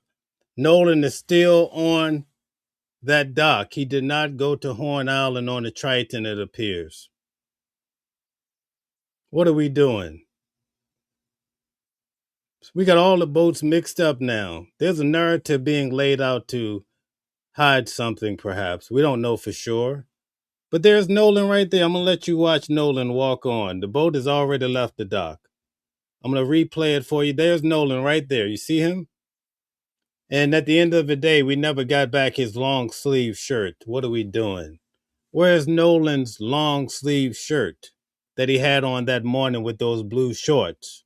They found him Monday morning lying in the sand. He did not have that long sleeve shirt on.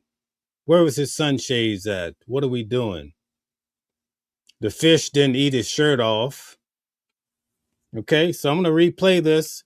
I discovered this today, and I said, wait a minute, this don't seem right. And by the time I put all this together, I started to realize Nolan never got on the Triton. This whole case hinges on Nolan getting on the Triton. Now watch this. This is insane to me. Watch the Triton. This is the Triton backing up. Watch the next frame. You're going to see it in the same frame that Nolan's going to come through walking. What are we doing?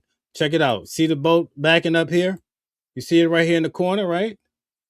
Now watch Nolan. Nolan is right there as that boat is backing out. Here's Nolan right here. And watch him come walking around. Actually, I hit the wrong part. Sorry about that. Let me go back. Okay, so let me back up here. So here we have it right here. The boat is going to back up. You see it here in the corner. And here's Nolan over here in the same frame. Same exact frame. He's not on that boat. So it's more than likely he rode down with Warren and Bart and Jax. He rode down with them. So then we have to assume he rode back with them. Maybe. And if that's the case, on the police report, we don't have where Bart's boat went after we hear this whole audio deal. Now, I'm not accusing anybody of anything, but I think you guys get my point now. Nolan is still on the dock when the Triton leaves. Look at Nolan, guys. Probably his last walk on the dock here. This is Nolan right here. Long sleeve shirt. Look at him. Living his best life. Okay? And I don't know why this is acting up. But anyway, we're going to try to get it to work again. So there he goes. There's Nolan right there. That's the actual end of the video, by the way. So, all right. So I think we made that point loud and clear. Nolan doesn't appear to get on the Triton at all. That's a real big issue in regards to this case, okay? This is a real big problem. Nolan did not get on the Triton, it appears. I showed it to you. I shouldn't have to show it to you again. Let's go back now. We're going to go back and finish this off. Now I want you to start putting everything together based on what I just showed you in accordance to what the guys just said, right? Now, we weren't there. We don't know how it happened. But if he didn't get on the Triton, there's only two other boats he could have gotten on, right? The Palm Beach and in Bart's boat, the Tidecraft. Now, keep in mind, Jax, Warren, Nolan stayed together the night before. Warren said he asked Bart to come along from the dock to Horn Island. Why wouldn't they all get on the same boat? So Nolan, more than likely, he didn't get on the Triton. It's very likely he could have gotten on Bart's boat with Warren and Jax, and they rowed to the island. When it's time to leave, see, people throw you off and have you thinking, well, he got back on the boat he came, but they tell you he came on the Triton. But I just showed you he didn't get on the Triton.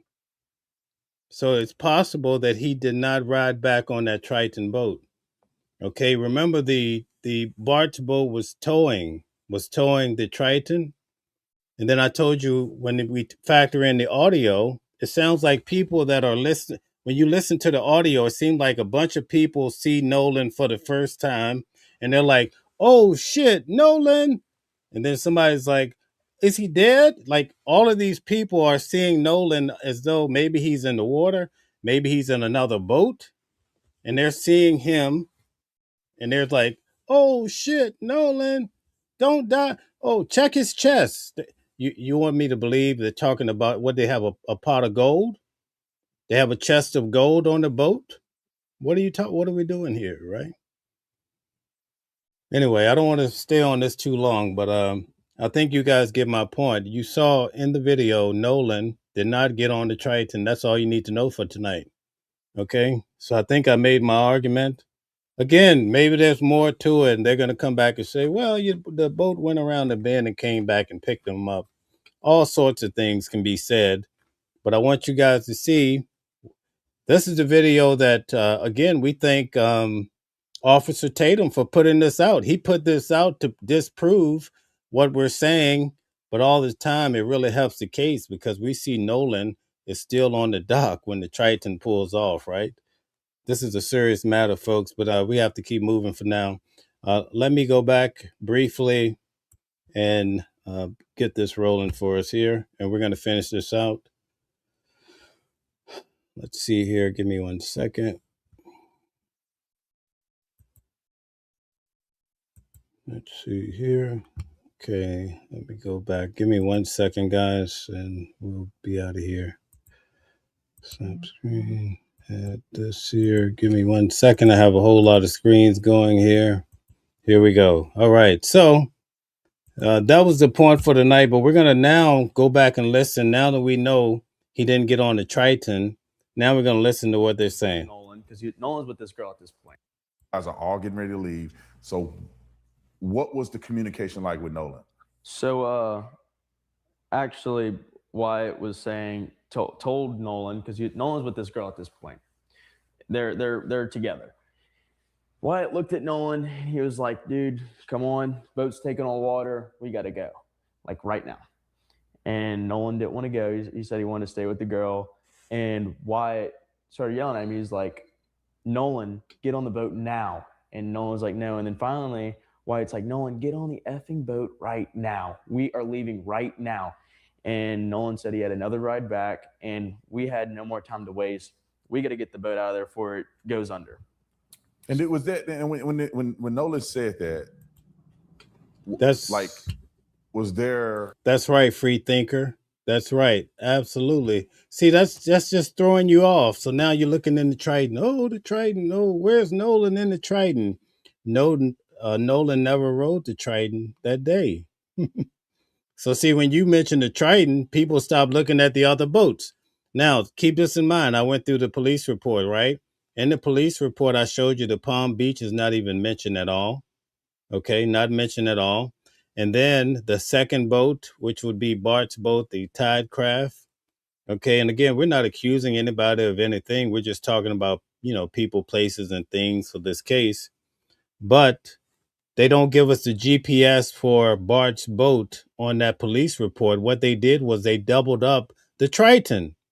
So now you mean to tell me the police report conveniently made a mistake and doubled up the report for the Triton, and they don't give us the GPS tracking for Bart's boat that day? What a coincidence, right? So now, after all this happened, we have the audio, all of these things are happening. You can't go to the second boat there and say, well, that boat trailed with them. Now, these guys are going to tell us what happened right after that. That's why I'm going to play this for you. But I'm trying to lay this out for you in so many different words, and I hope you can catch what I'm putting down. All right. Thank you. An issue that you believe that Nolan will be able to get back, or were you concerned? So explain that. what I can say is I've been out countless times on one boat to Horn Island and came back on another. I've done it before where I went out on one boat and my friends left, and I just know so many people out there. I didn't even think about, do I have a ride already set up? I just know so many people out there that I'm like, okay, there's 100% sure I can find a ride back, and which I have before, And it's one of those things where it's at Horn Island, you don't even have to know somebody to ask for a ride back in. They're going to bring you in. It's not like, oh, are they going to bring me in or are they not? Should I ask? No. If you ask anybody out there, 100%, they'll bring you back Southern in. hospitality. Yeah, The South Mississippi. I mean, we had somebody. The boating community is so tight knit. Like, it doesn't matter who you are. If someone sees you struggling on the island, no matter the case, they will come and help you. They will do anything in their power to help you and bring you back to the mainland. I'll put another example out there. We know another kid who was pretty intoxicated out there, and he couldn't find his boat. And he asked somebody random that he didn't even know if he could catch a ride back with them. And they were like, yeah, got him on the boat, called his parents, told them the situation was going on, and then took him back on inshore. And that happened this time, or is 4th of July? This 4th of July. This current 4th. So you guys you leave. Nolan is there. I'm based on what you're telling me, I'm perceiving that you guys are accepting that Nolan's going to get a.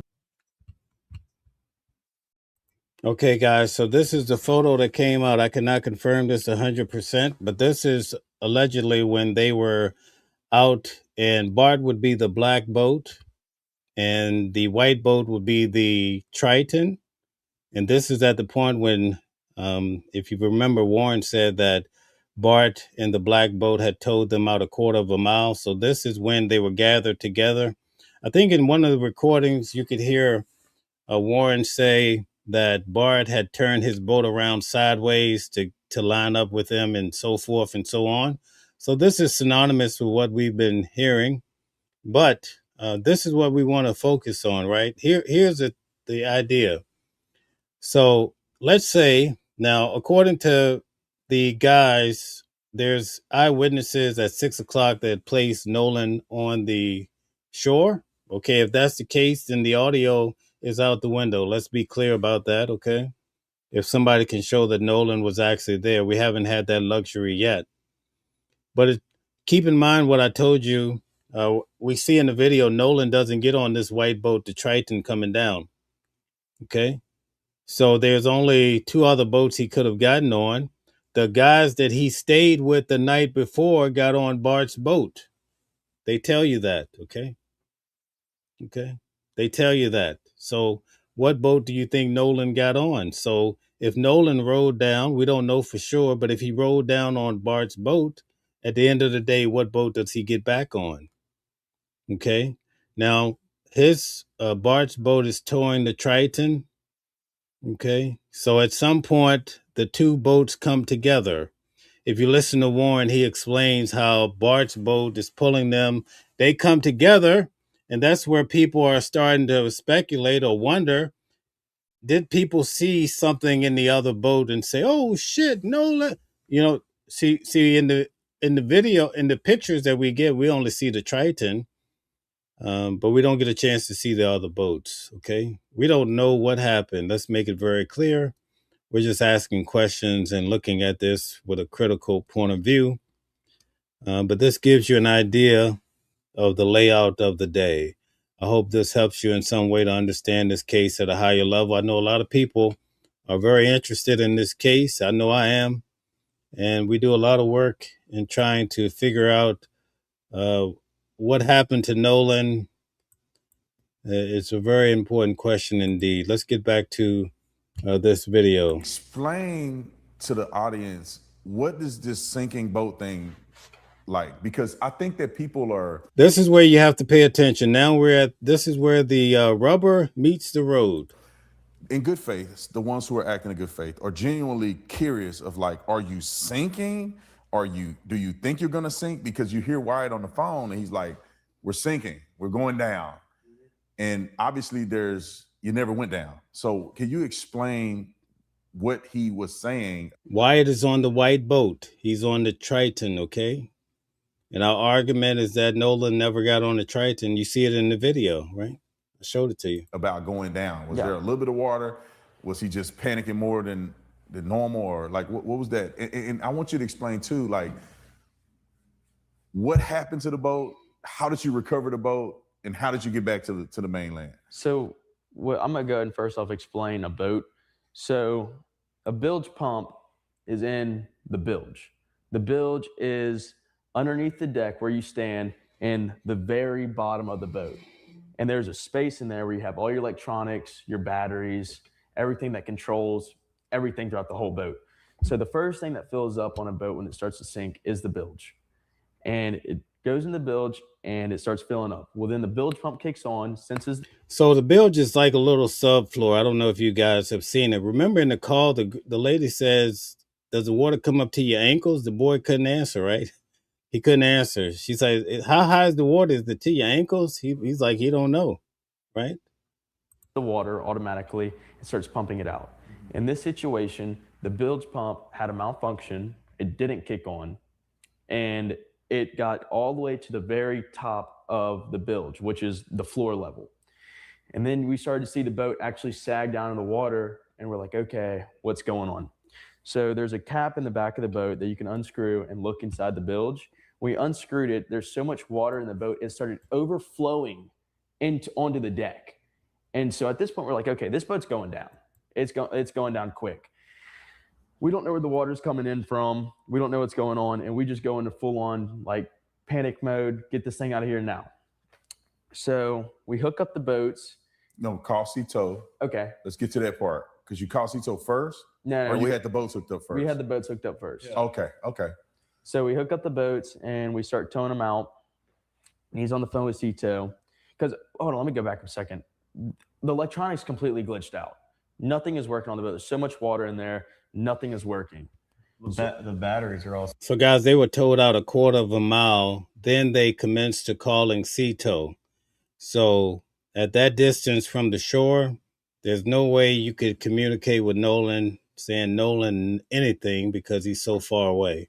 All right, try to go outside right now and try yelling at your neighbor that's a half a mile away. Good luck with that, right? People want you to believe, oh yeah, the shore is just right there, a quarter of a mile. You could just yell at somebody, hey, come over here, buddy. Have you lost your mind? A quarter of a mile is a quarter of a mile, all right? We're not buying that part of it. So the batteries are completely underwater. Like they're yeah, everything's fried basically. So we have it connected, kind of towing them out, and he's on the phone with Cito, and he's trying to get them on the phone. And as he stated in the moment, he's like, Cito's just asking all these dumb questions. I can't like figure out what's going on. And so finally hangs up. And do you recall hearing that on the call? Cito was recording, right? Do you hear that part? He says he makes those statements, then he hangs up. Do you hear that on the Cito call, folks? And after the trim to the motor started to work again. So they manually trim it down by the buttons on the motor, trimmed it down, and some electronics started to come back on. and they got the boat to crank over, and they're like, all right, untie us, because if you can get a boat on plane, the suction of the water going underneath it will actually pull all the water out of the bilge if you have the plug out.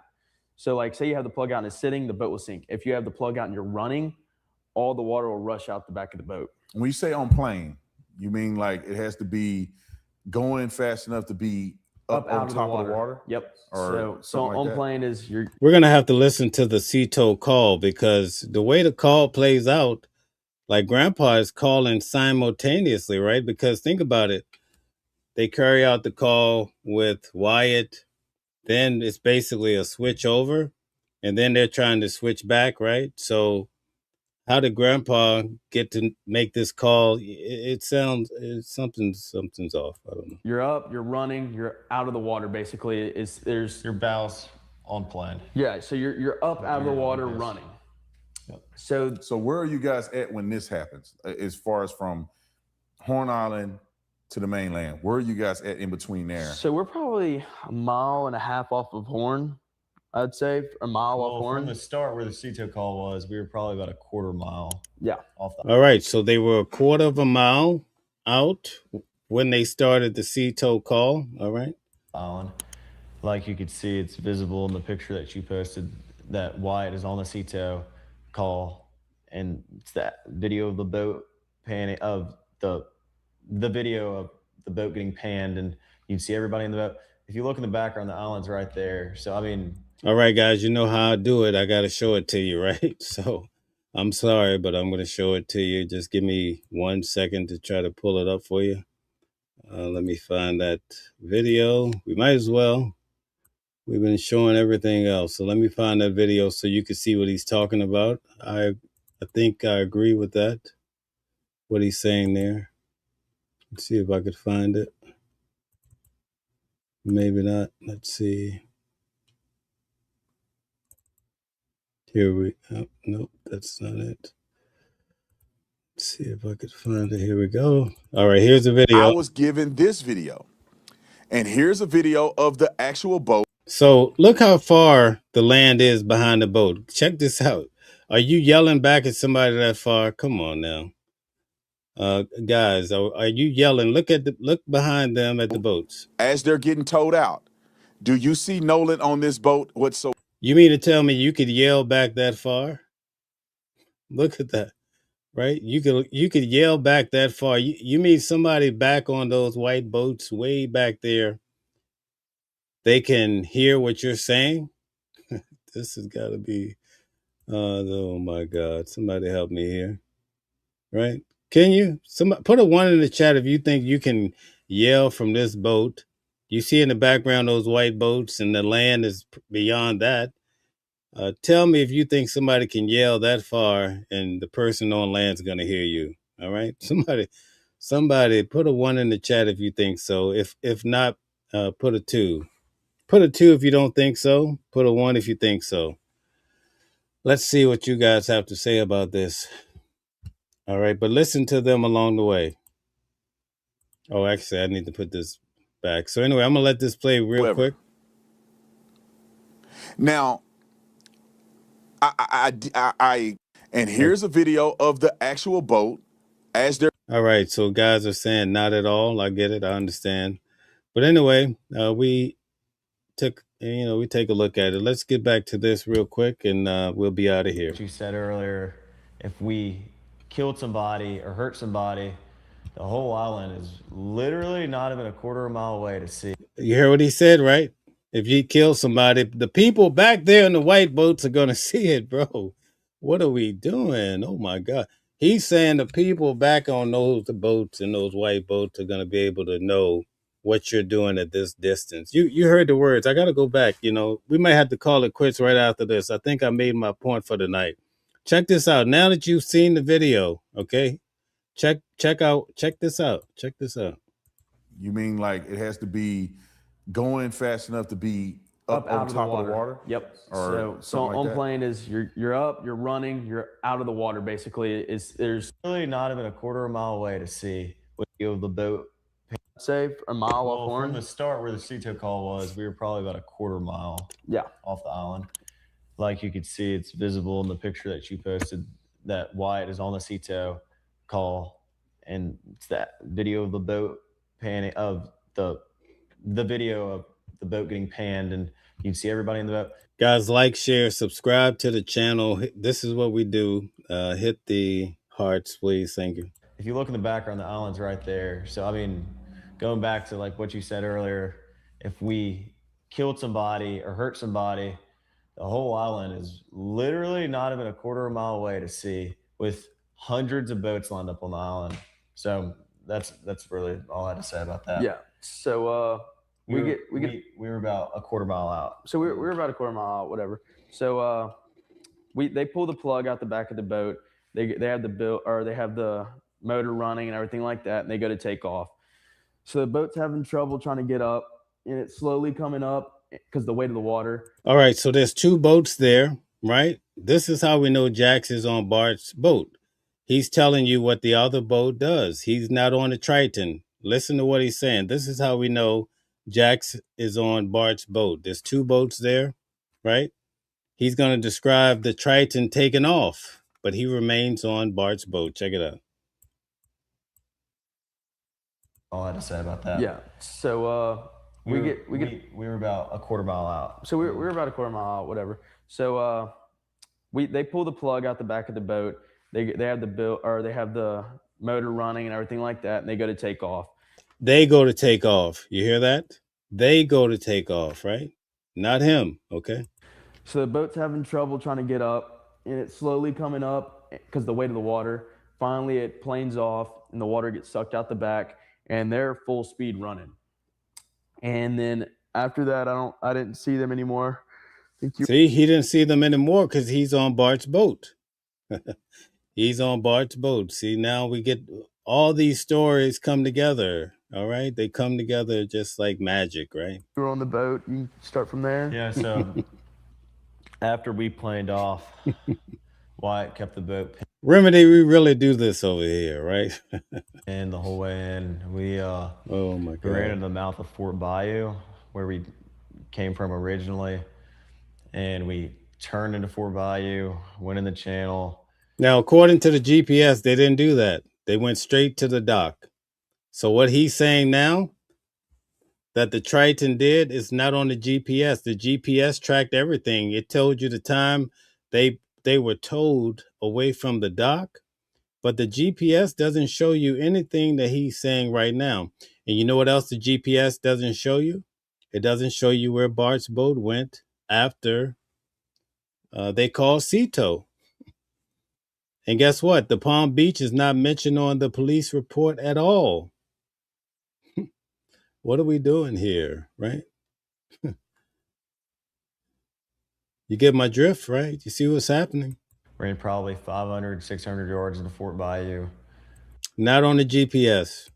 Wyatt had jumped out of the boat, put the plug back in the boat so access water. So water didn't keep pushing and filling the boat up. So then we turned around, and Wyatt brought the boat to the dock, and that's when I had gotten out and got back in the car. And I didn't drive. A buddy of mine drove me, and we went back to Jackson. So now he had another buddy drive him back.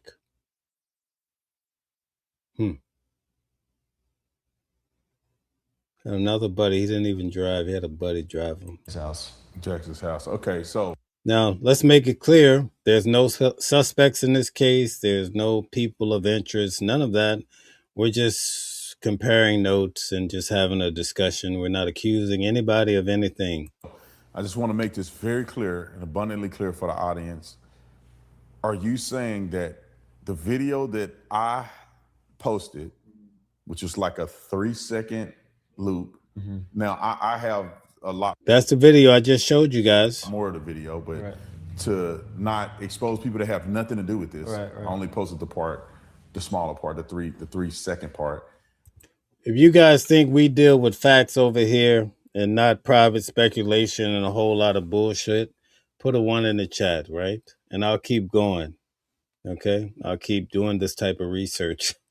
All right?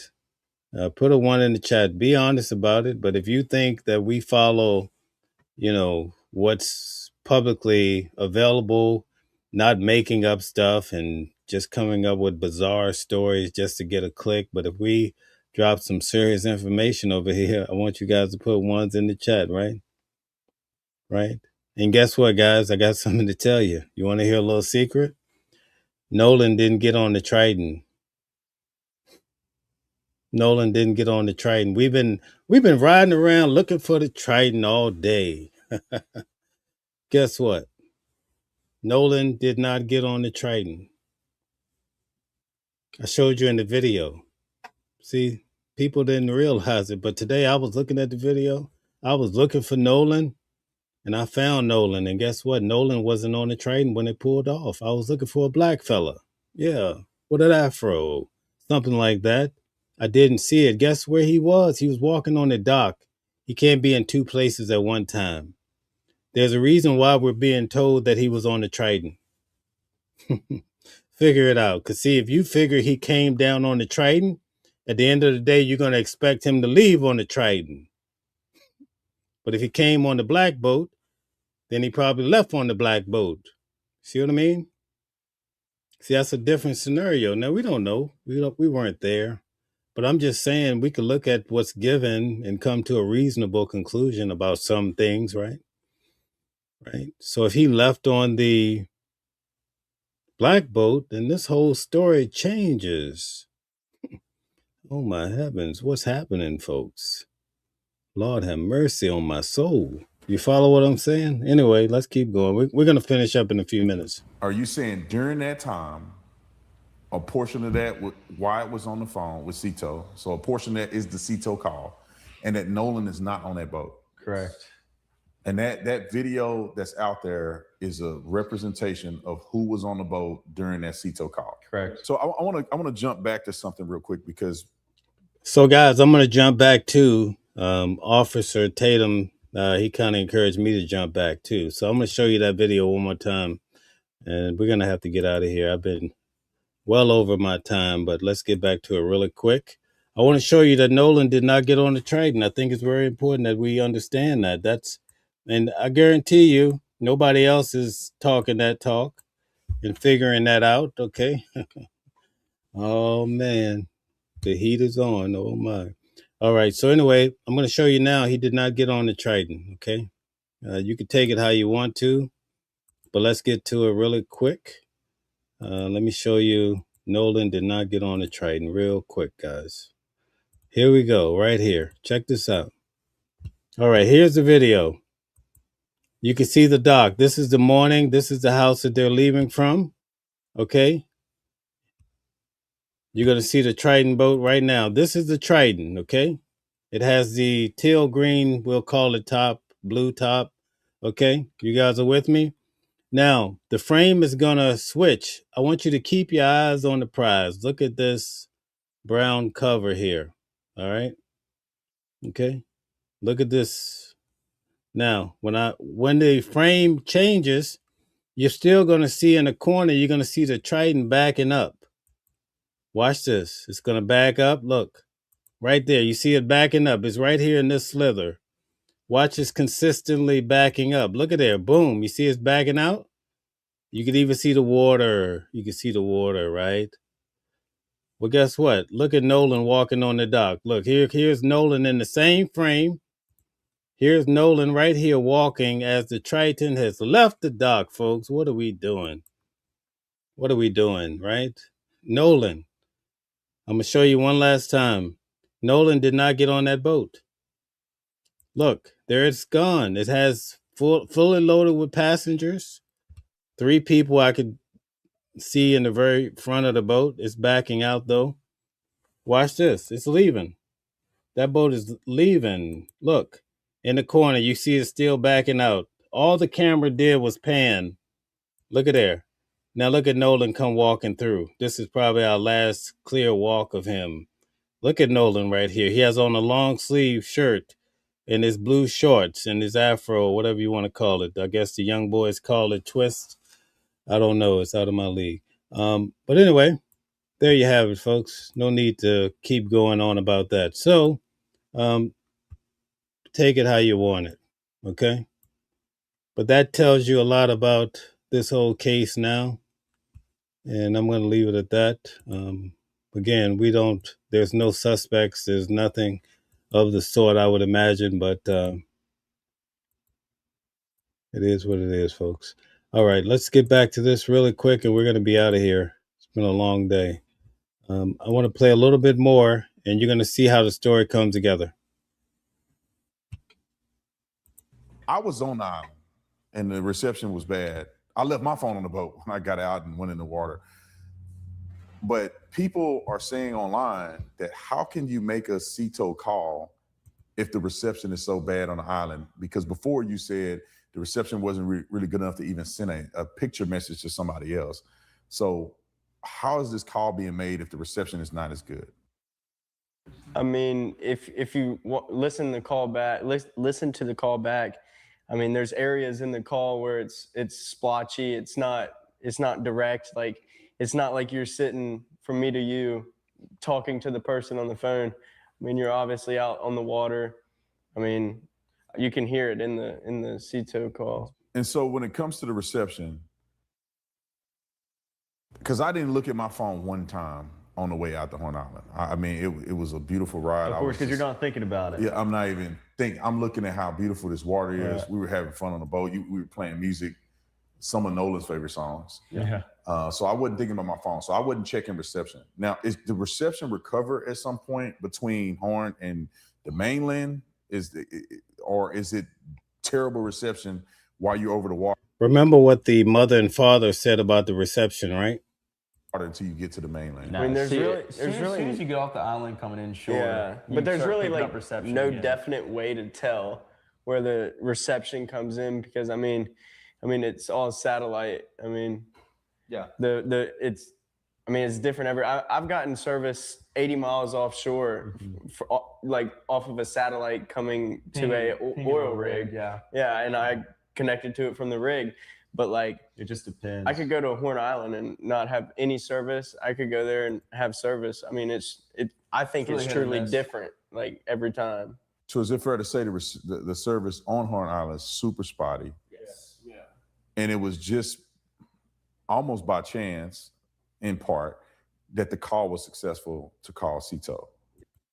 Okay. Yeah. Partly, yeah. And I want to get to that picture.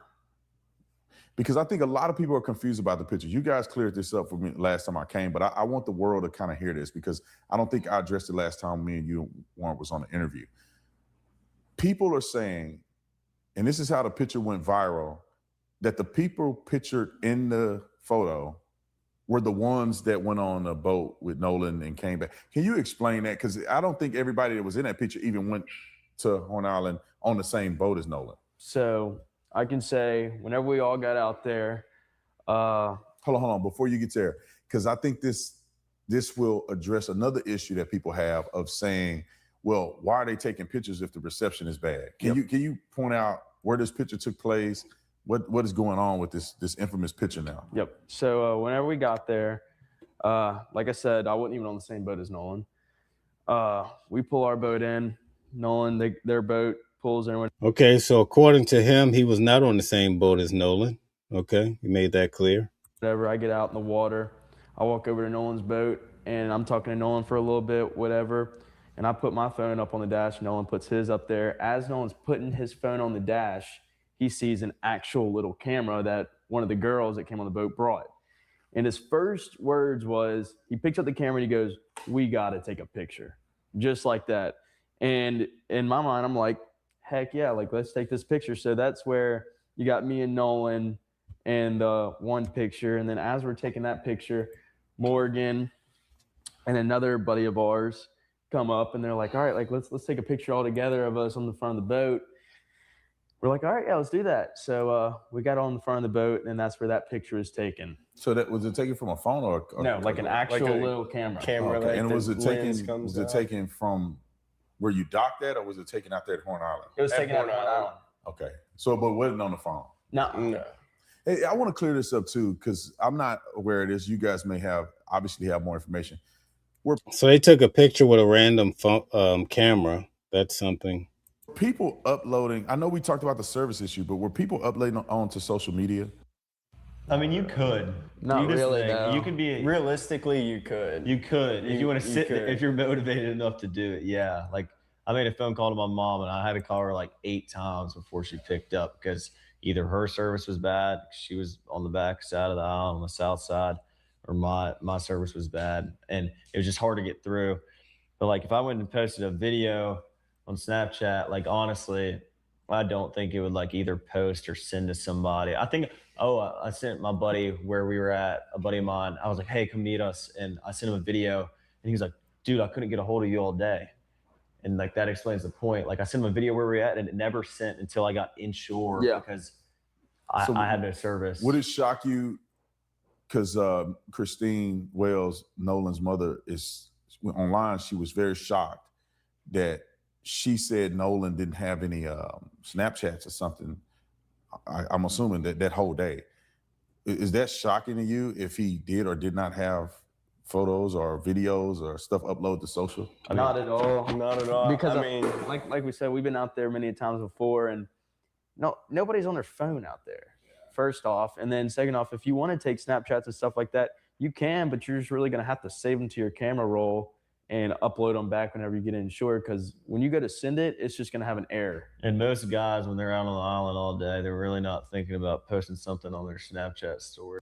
So the phone was taken on like a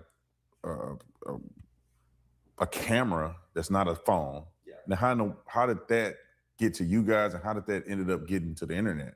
So whenever we first realized that Nolan didn't, I'm not gonna say he didn't. When we first realized we don't know where Nolan's at, the first thing we were trying to figure out, or his mom was, what was he wearing?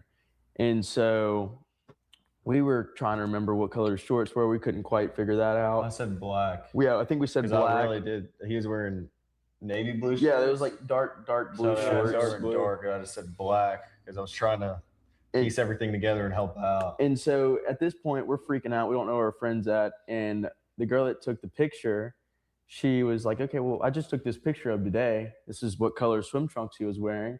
And his mom asked for that to post on Facebook to say, if you've seen him, whatever, this is what he was wearing. And so that's what we sent to her, or that's what she sent to her, because we were just trying to help. You know, we weren't trying to cover up anything. We wanted to know where our friend was just as bad as everybody else does. I mean, that was our boy. We want to know worse. So they were not trying to cover anything up, guys? Than everybody else does. And so that's how that picture came about. And I want to get to the phone situation of Miss Christine, or Miss Wells said online, and I've seen it on the news and everything, as if she had to come and hunt you down to get this phone.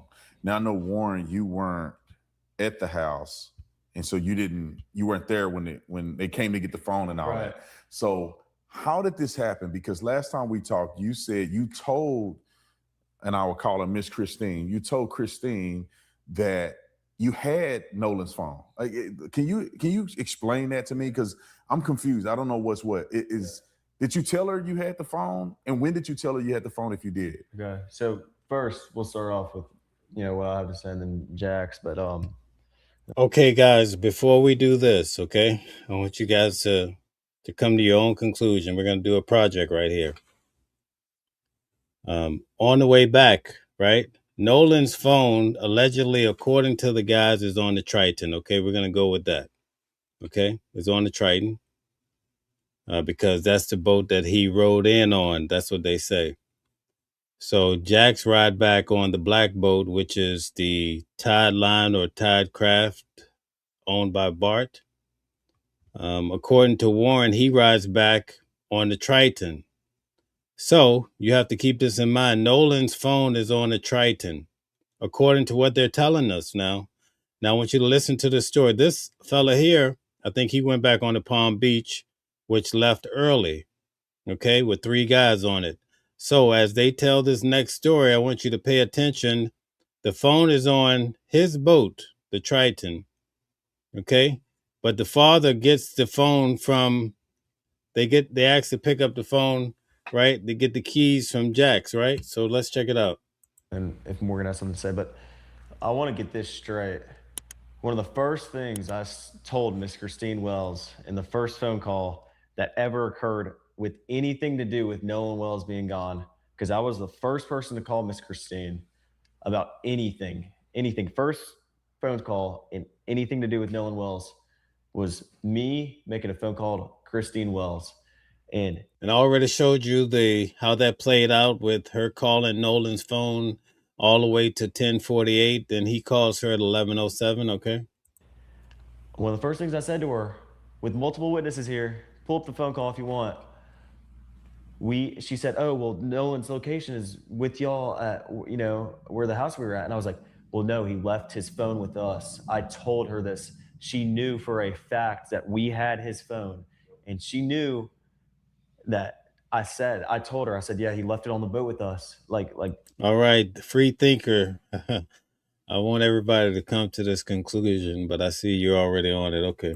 A bunch of people did. And so I want to make that very clear that I told Miss Christine there was no reason to hide anything. There was no issue regarding the cell phone. She could have came and picked it up, but instead she sent one of her friends to come pick it up. And that's where these things start to get twisted. But no, there was never an issue with the phone. I told Miss Christine, one of the first things I told her was, we have Nolan's phone, and that's where that ends. There was no issues with the phone or the keys. So I wanted to make that clear. So was the keys on the boat with the phone? No, the keys were You're at my house. at Jax's house. Okay. Because we all stayed there the night before. I'm sure if I would have left my truck at Jax's house, I would have left my keys there too. All right, so far so good. The keys are at Jack's home. Okay. It's just one more thing to think about on the boat. If I don't have my car or my truck, then why would I bring my keys on the boat? So I mean, there's just no point of bringing it, because if I lose them, then there's more stuff to bring that I don't get very excited. So I want you guys to explain this phone thing. I think Warren already addressed the fact that he told Christine that he had the phone in his possession. So, the whole Life 360 thing is not adding up as far as what Okay, so Warren had the phone in his possession. you're saying to me compared to what they're saying. Now, how did whoever came and get the phone, how did they get in touch with you guys, and how did they get the phone back? So I got a call from a kid we went to high school with. He called me just asking me questions. He saw people posting on Snapchat, like the picture that was circulating. And he called and he was asking questions. He was like, where's Nolan? When's the last time y'all seen him? And then he was like, so where are y'all at? And I told him, I said, we're at Jax's house. And then Warren got on the phone, and I don't know. So they come to my house, right?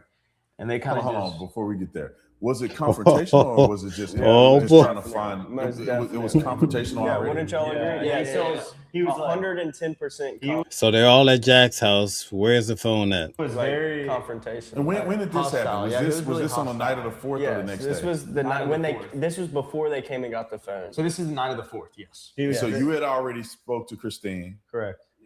And then you get a call that was hostile. Yeah, and then Morgan handed the phone over to me. I was like, oh, let me talk to him, because I knew the guy. And I was just like, hey, he was like, where y'all at? I was like, we're at Jackson's house. It's like calm down.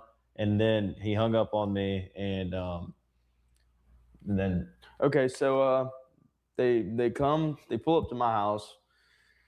And at this point, I'm kind of freaking out. We're all trying to put our heads together on where Nolan is. Okay, they're trying to put their heads together on where Nolan is. Check all this out. This is where it gets really deep, and then we're out of here. And I kind of isolate myself in my room, just kind of. He isolates himself in the room. Getting a ball and just. Getting a ball. Just lose it, kind of basically for a few. And he loses it. Okay, listen to this. Listen to this. This is interesting. He's concerned about Nolan. So. And he called and he was asking questions. He was like, where's Nolan? When's the last time y'all seen him? And then he was like, so where are y'all at? And I told him, I said, we're at Jax's house. And then Warren got on the phone, And I don't know. So Remember, Jax was the one speaking about Nolan in the past tense, right? We're not accusing Jax of anything, by the way. Let's make it very clear. But he was in a ball, crying. You know, he was losing it. Listen to this. so they come to my house, right? And they kind of Hold on, before we get there. Was it confrontational or was it just just trying to find? It was confrontational Yeah, already. wouldn't y'all agree? Yeah, He was 110%. he was very confrontational. And when did this happen? hostile. Was Yeah, this it was really this on the hostile. night of the 4th or the Yes, next this day? was the night when this was before they came and got the phone. So this is the night of the 4th, yes. He was So you had already spoke to Christine, correct.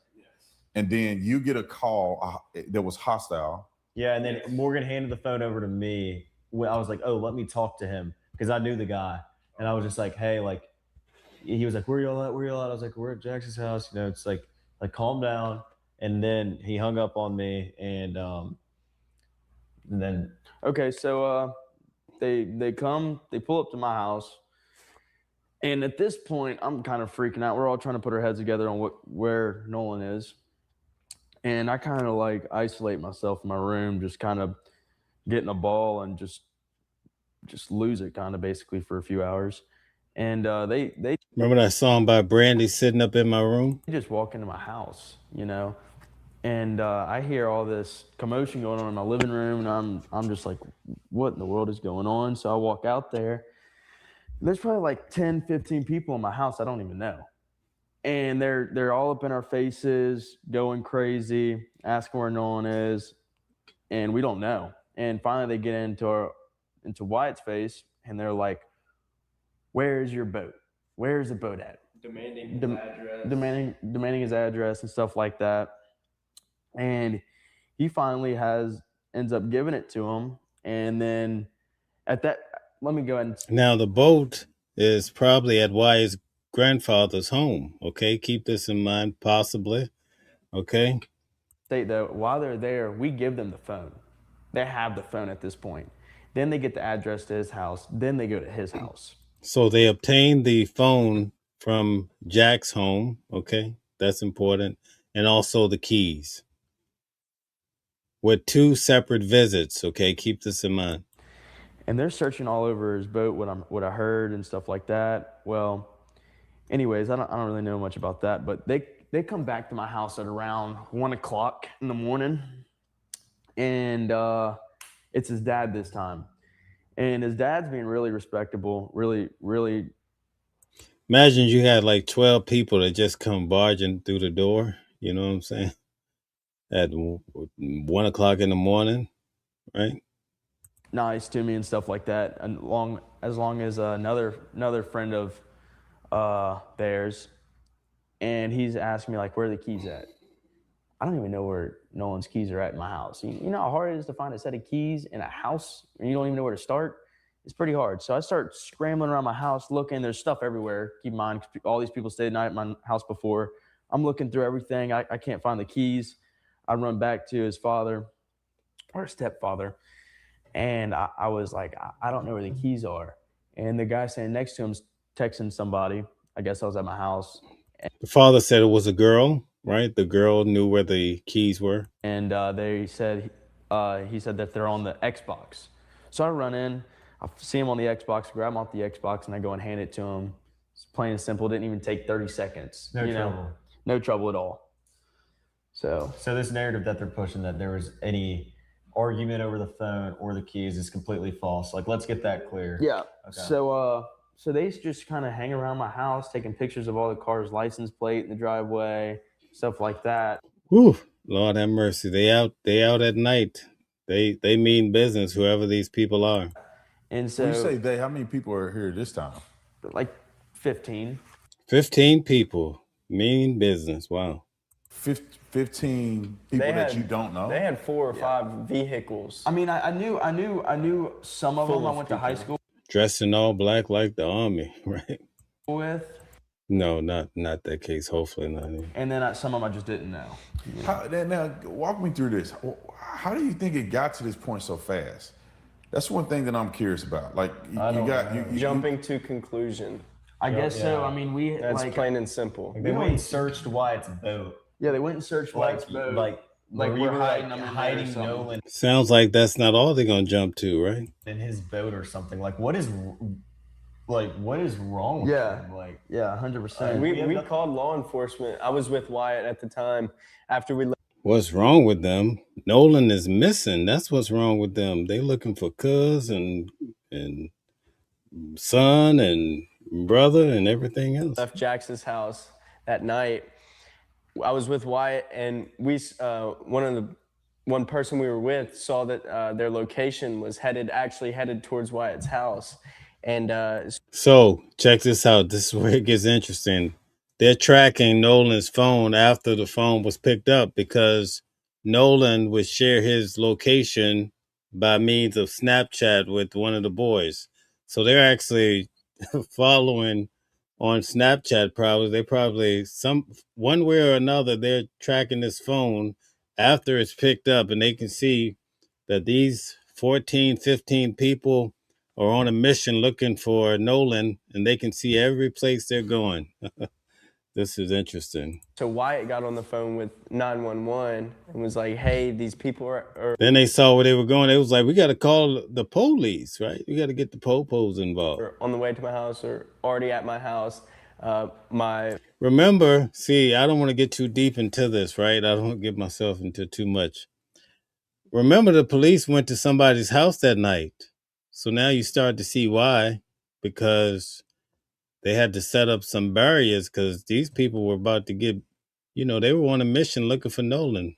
Imagine any mother looking for their kid. That's the worst thing in the world. You can't even cool her down. You know what I mean? Think about that. The father, and then you got another, 13 people too on your head? You got to call the police. That's why the police had to go to different people's homes that night. I'll leave it there. If you know, you know. My mom and my dad are there alone, and they know nothing about this. But Wyatt's mom actually, when they were looking at the boat, they were actually walking from the boat, and she came out and started talking to them at that point. But did police get involved in some degree here? Yes, that's what I'm about to get into. So whenever they were at my house hanging out, just, I guess, hanging out in my front yard, finally they wouldn't leave. And one of the people, they want Nolan. They're not leaving until they get Nolan. Guys, hit the like button, share, subscribe to the channel, hit the hearts. Thank you. A lot of hard work goes into this. I hope you guys understand. Well, there came up and started banging on the door again for whatever reason, I don't know. My brother actually had to call the cops, and I think they came around 2:00 in the morning and removed them from our. Now, I don't get a chance to do this on all cases, so just so you guys know, I don't do this year round, but when I'm compelled or if I feel like a certain case talks to me, then I'm going to be on it. Property, and after that, really haven't spoken to them since. But yeah, we had to call the cops and make them leave. The cops came, you told them to leave, and then is there anything else that you addressed with the cops while they were there?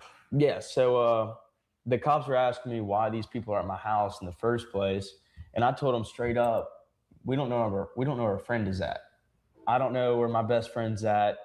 These people don't know where their friend's at. We're trying to figure it out, and they're basically assuming that we did something to our friend, which we didn't. And he said, okay, just taking notes, and then remove them from there. Do you think that this had anything to do with race at this point? Meaning that they approached you because of race, or they approached you because you were the last people with no. So at this point, they just want answers. I don't think this was about race at this point. They're mad and furious, and they don't know what's going on. But I also want to get this straight. Like, I know some of these people, and these people are like good people. Yeah. And I went to high school with these guys. Like, they know me and I know them, and they know my friends and they know them. This wasn't about race. They just knew for a fact that Nolan went on the boat with us. And they were worked up, and that's okay. And they were mad, but that wasn't handling things. That wasn't trying to help. You getting mad isn't helping anything. Are you kidding me? Nolan is missing, man. Do you understand what that means? Brother, Certain people wouldn't even give you this kind of grace. But instead of solving the problem and trying to figure out, hey, where is Nolan? They were just getting pissed off and not handling things the right way. And I mean, that's what happened. You guys said you ended up going and looking for Nolan the next morning, but you said you were thinking about doing it that night. Yes. And why didn't you do it that night? So we already called the Coast Guard at this point. We didn't have access to a boat that was already in the water ready to go, other than one that I'm just not allowed to use at all. And I was still this close to taking it out. I mean, I was right there. So you guys go the next morning, you look for Nolan.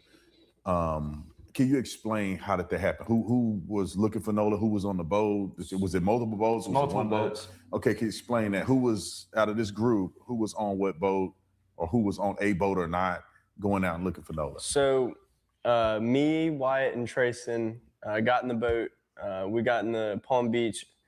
Well, if Nolan is missing, you can only understand that people are going to be mad, and you can't tell people how to respond to certain situations. So I'm not here to judge anyone. That morning, the morning after, and we rode out to the islands, and we were met by DMR. There was 7 DMR boats already out there, DMR and park rangers. We talked to them. We gave them all of our information. They personally asked if any of us were like on the boat with him that day. We told them yes. They just said, all right, well, I mean, we got the area scoped out. I mean, In other words, you got to get out of here. I mean, and then after that, we just went up to the beach. I think we met up with y'all in the water. I took my boat out with Jax and a couple friends of mine, and then my mom and my stepdad. And They were out there too with you? correct. And I just met Morgan and Wyatt and Trayson and his girlfriend out there. And we actually, like, when I rolled up, I parked up next to Morgan and everybody who was with him. And I was like, well, y'all can run around, or like, we all planned this out. Like, Morgan was going to run around the south side while we covered the north side. And we were just going to try to cover as much ground as possible. But I mean, there were so many DMR boats and helicopters and drones and everything else out there.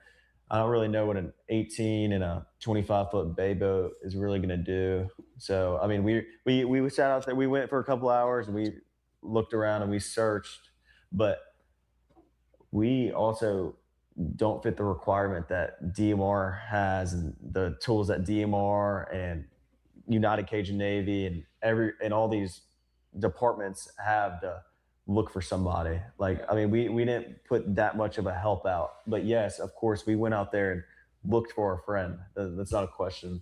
Who else in the friend group was out there? Did you see Nolan's family? Did you see some of the other kids that showed up at your house? You see anybody else out there?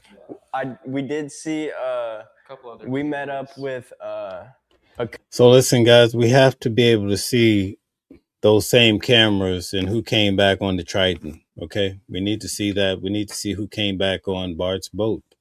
If the cameras were working that morning, the cameras should be working when the boats came back too, right? So how convenient we've had a chance to see the early morning, which now we see that that's an issue, because now we figured out Nolan didn't get on the Triton. Okay, at least from the reference point that we've seen thus far. Maybe more intel, they'll show us something different, but we're just going based on what we saw. Coach that was previously Nolan's high school coach. We met up with him. They said that they had previously already been on the island. They walked a good bit down the island both ways, and they were just driving around the island like we were doing. And we eventually got off the island. We got on this rip current. It was going west out towards like Ship Island, and then back towards Biloxi. And we drove that for a couple miles. People were also looking on that too. There was multiple boats out there not associated with DMR, with binoculars. There was people fishing the rip, and we asked them, like, they rode it all the way from Ocean Springs all the way out to Horn Island, and we were like, did you see anything, blah, blah, blah, because I mean, if a person is floating in the water, treading water, they are going to be most likely in the rip, and that all comes into play with the washing machine. I mean, you got You explain the washing machine for me. Horn Island and Ship Island. I mean, they come like this, and then there's no island right here, so it just tons of water flows through. The tide goes out. I mean, sometimes it gets pretty gnarly in there, and it creates this big old pool, basically. Yeah. And I mean, if someone was floating, treading water out in the water, that's where they would be. They could be hung up. They could grab onto a log and float with a piece of driftwood or something, or they could find a channel marker or buoy and grab onto that. So, I mean, there was just main keys that you search for, like when you're trying to search for a missing person that has to do with water. And I mean, it's either the island, the buoys, or the rip. And then after that, there's not really anything else you can do. Seriously. And when did you guys communicate with law enforcement? Because the internet, I think, has this false information that you guys never contacted authorities, and that Warren actually talked to me, or you guys talked to me first before you engaged. So when did you guys actually talk to law enforcement and give your statements to them? So as soon as we got off the water from searching for Nolan, which is on the day of the 5th? Yeah, the 5th. As soon as we got off the water, I got a phone call. I believe he got a phone call too. Yeah, I got a phone call while we were out there. I got a phone call as well. So basically what it was saying was, hey, take a few questions over the phone, answer the questions, and then they had a date for us to come in for actual. All right, so the police gave them a semi-interview, questions over the phone, followed by a date to actually come in and be questioned, right? So that's a new process. Questioning. Okay. And mine was the 6th. There was like the next day or something like that, you know. I think theirs was too. I believe mine was the 7th. I would like to say, but not for sure. But mine was around. Regardless, like we all cooperated fully. It's not like we had something. Yeah, like full cooperation from the start. Yeah, really. And how deep did they go in this interview with you guys? Oh, they asked all the way. I mean, they asked. I mean, how long was the interview? Like, was it an hour and a half? I dotted every I, crossed every T. I told my friends, like, listen, go in there and like say every detail. He dotted every I, crossed every T. Looks like he cooperated, right? What do you think? Like even what you like ate for breakfast that morning. It doesn't matter. Everything you have, because like anything could help. You literally never know. And like it's what we all did. Like we all cooperated. We all wanted to help. We all did everything that we could to help. Regarding this situation, it's not like we just like.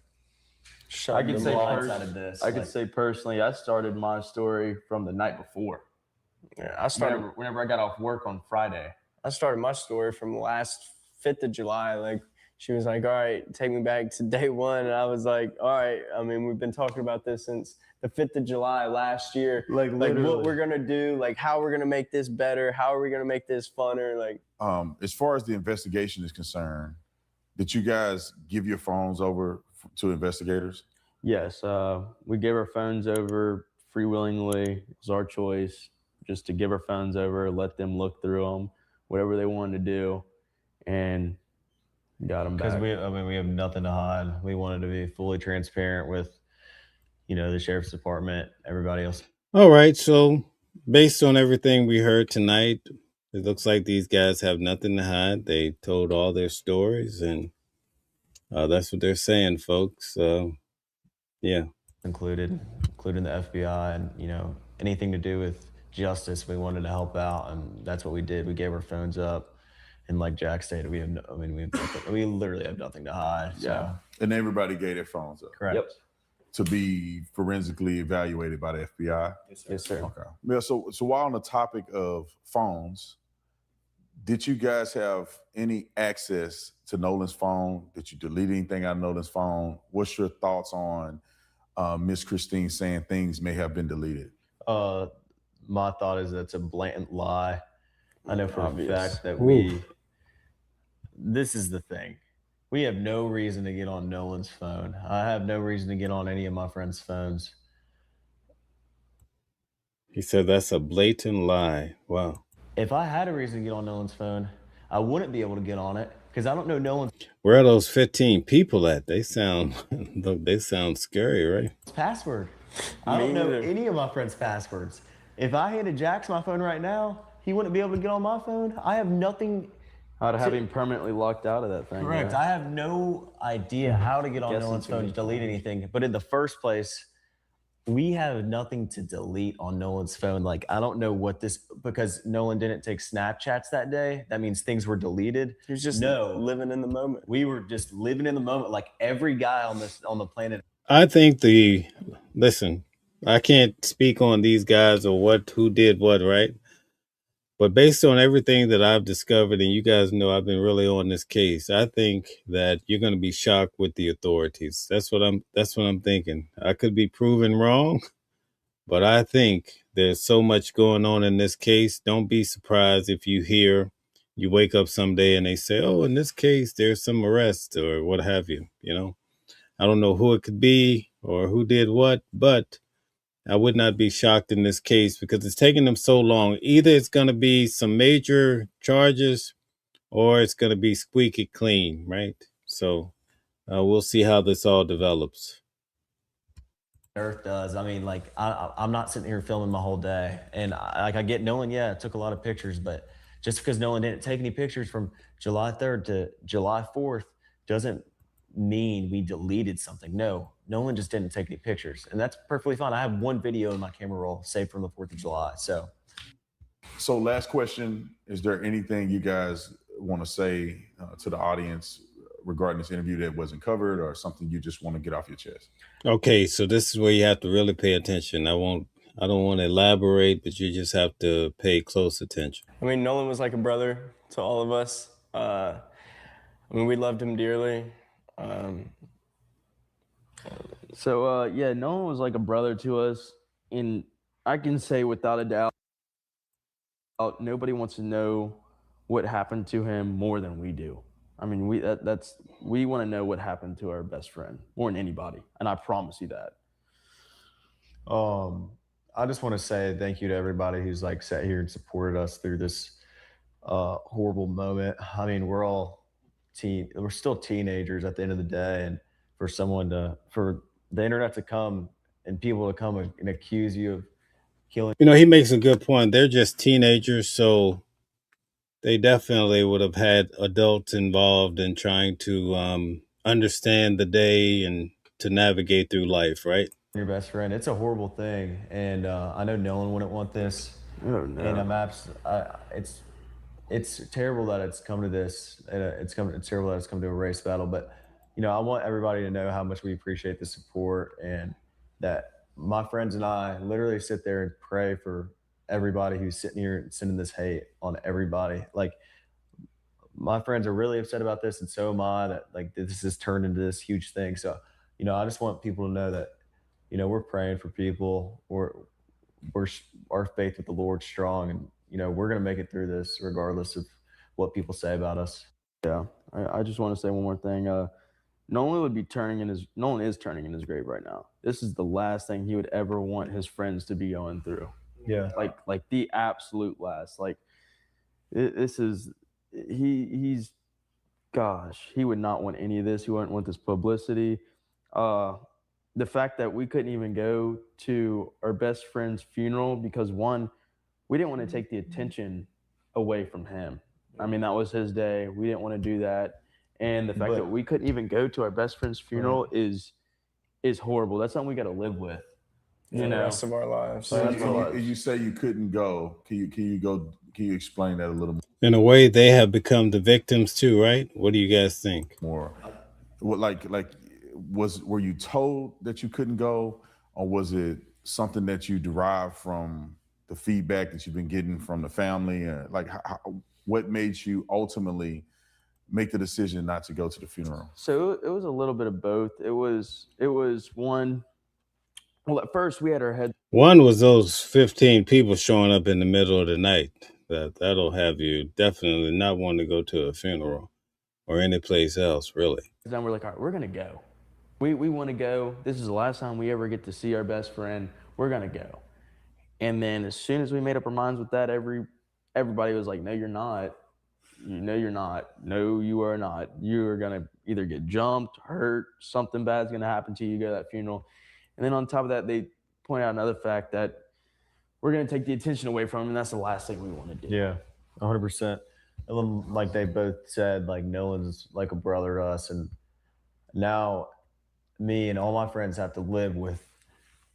Imagine you were 19 years old and your best friend just died, and now the whole internet's accusing you of killing him. And on top of that, you can't go to his funeral and say your last goodbyes to one of your best friends. Because regardless, and Morgan and Jax feel the same way, and so does White, everybody else. I can speak on their behalf about this. Regardless about what the internet says about our relationships with Nolan, we know from the bottom of our heart who Nolan was to us and who we were to Nolan. And at the end of the day, I can say this confidently.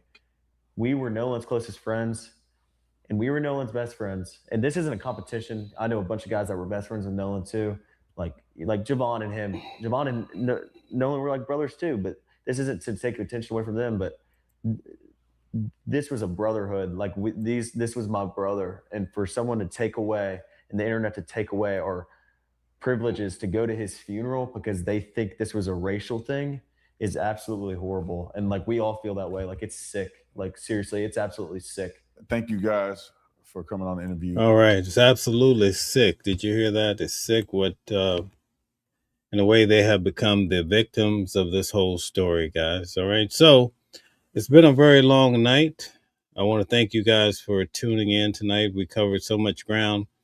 I think it's only appropriate, though, that for the last thing for me to show is going to be that video one more time. One more time for the road, okay? So here we go.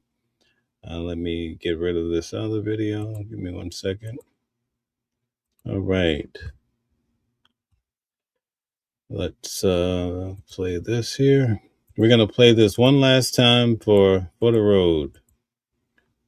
Nolan doesn't appear to get on the Triton. Okay, so you can see the individuals are gathered here. You're going to notice that there's a boat under, right? And then there's a boat over here to the side, okay?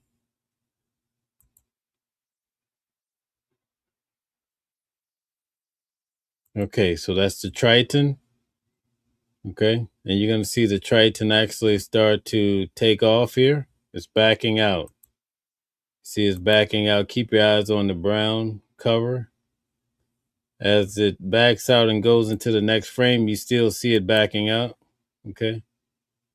And here it goes, it's backing out.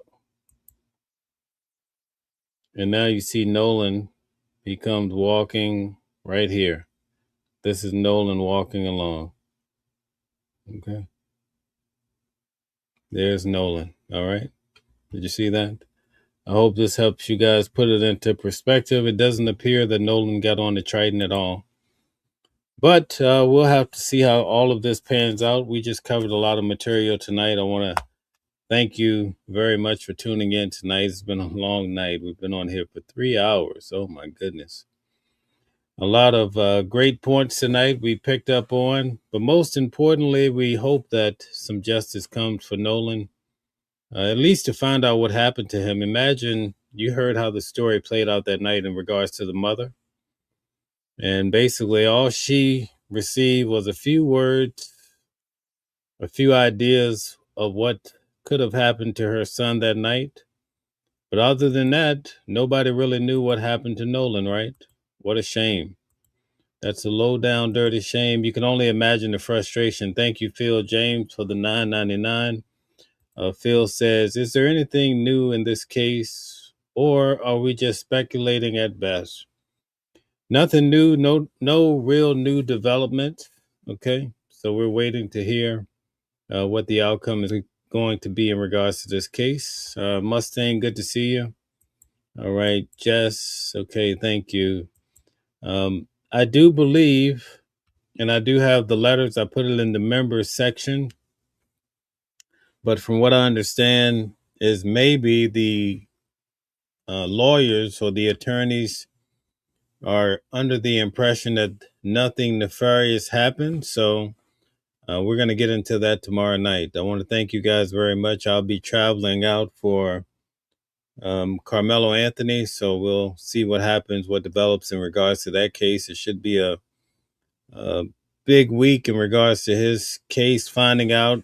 I think on Wednesday, they make the determination, or they petition the judge to see if they can actually have a new judge in this case, right? And then on Thursday, they actually file a motion, and the motion gets heard as to whether a new trial will be okay. Will that work out? A lot of people are saying free Mello. Okay. Thank you guys for tuning in tonight. We'll be back on tomorrow for news at noon. And after that, I will be traveling. That's right. So we won't be able to do this tomorrow night, but we will do it soon. And I appreciate each and every one of you. We covered a lot of ground tonight. Keep in mind that we do not have anyone that has been charged or any suspects. We don't have much information at all when it comes to this case. We're doing research, just looking at the case. But again, we are waiting on the authorities to see what the final outcome will be, if anything at all, right? So keep that in mind. We continue to look at cases. We ask questions, but we're careful not to go around accusing people without having any type of solid information. So let's just be clear in regards to that. Thank you very much. Have a good night. It was nice hanging out with you guys tonight, and I'll catch you tomorrow. Thank you.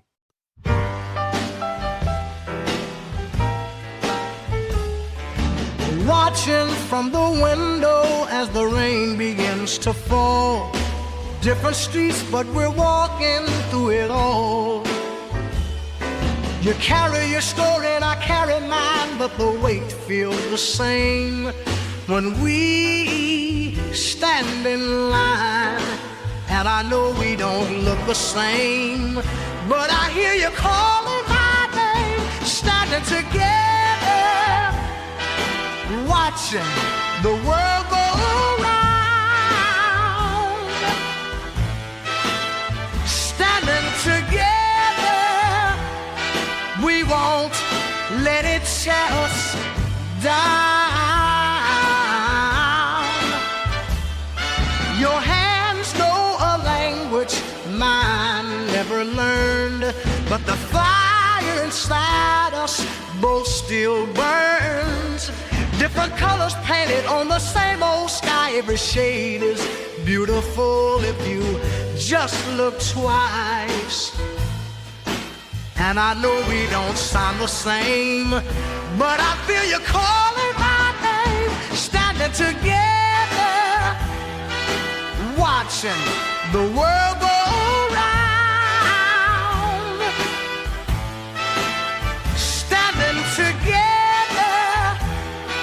We won't let it tear us down, standing together. Our differences keep us strong, standing together. This is where we belong. Nobody said it would be easy to see through another man's eyes, but the love that we keep building is worth every compromise. Standing together, watching the world go round, standing together.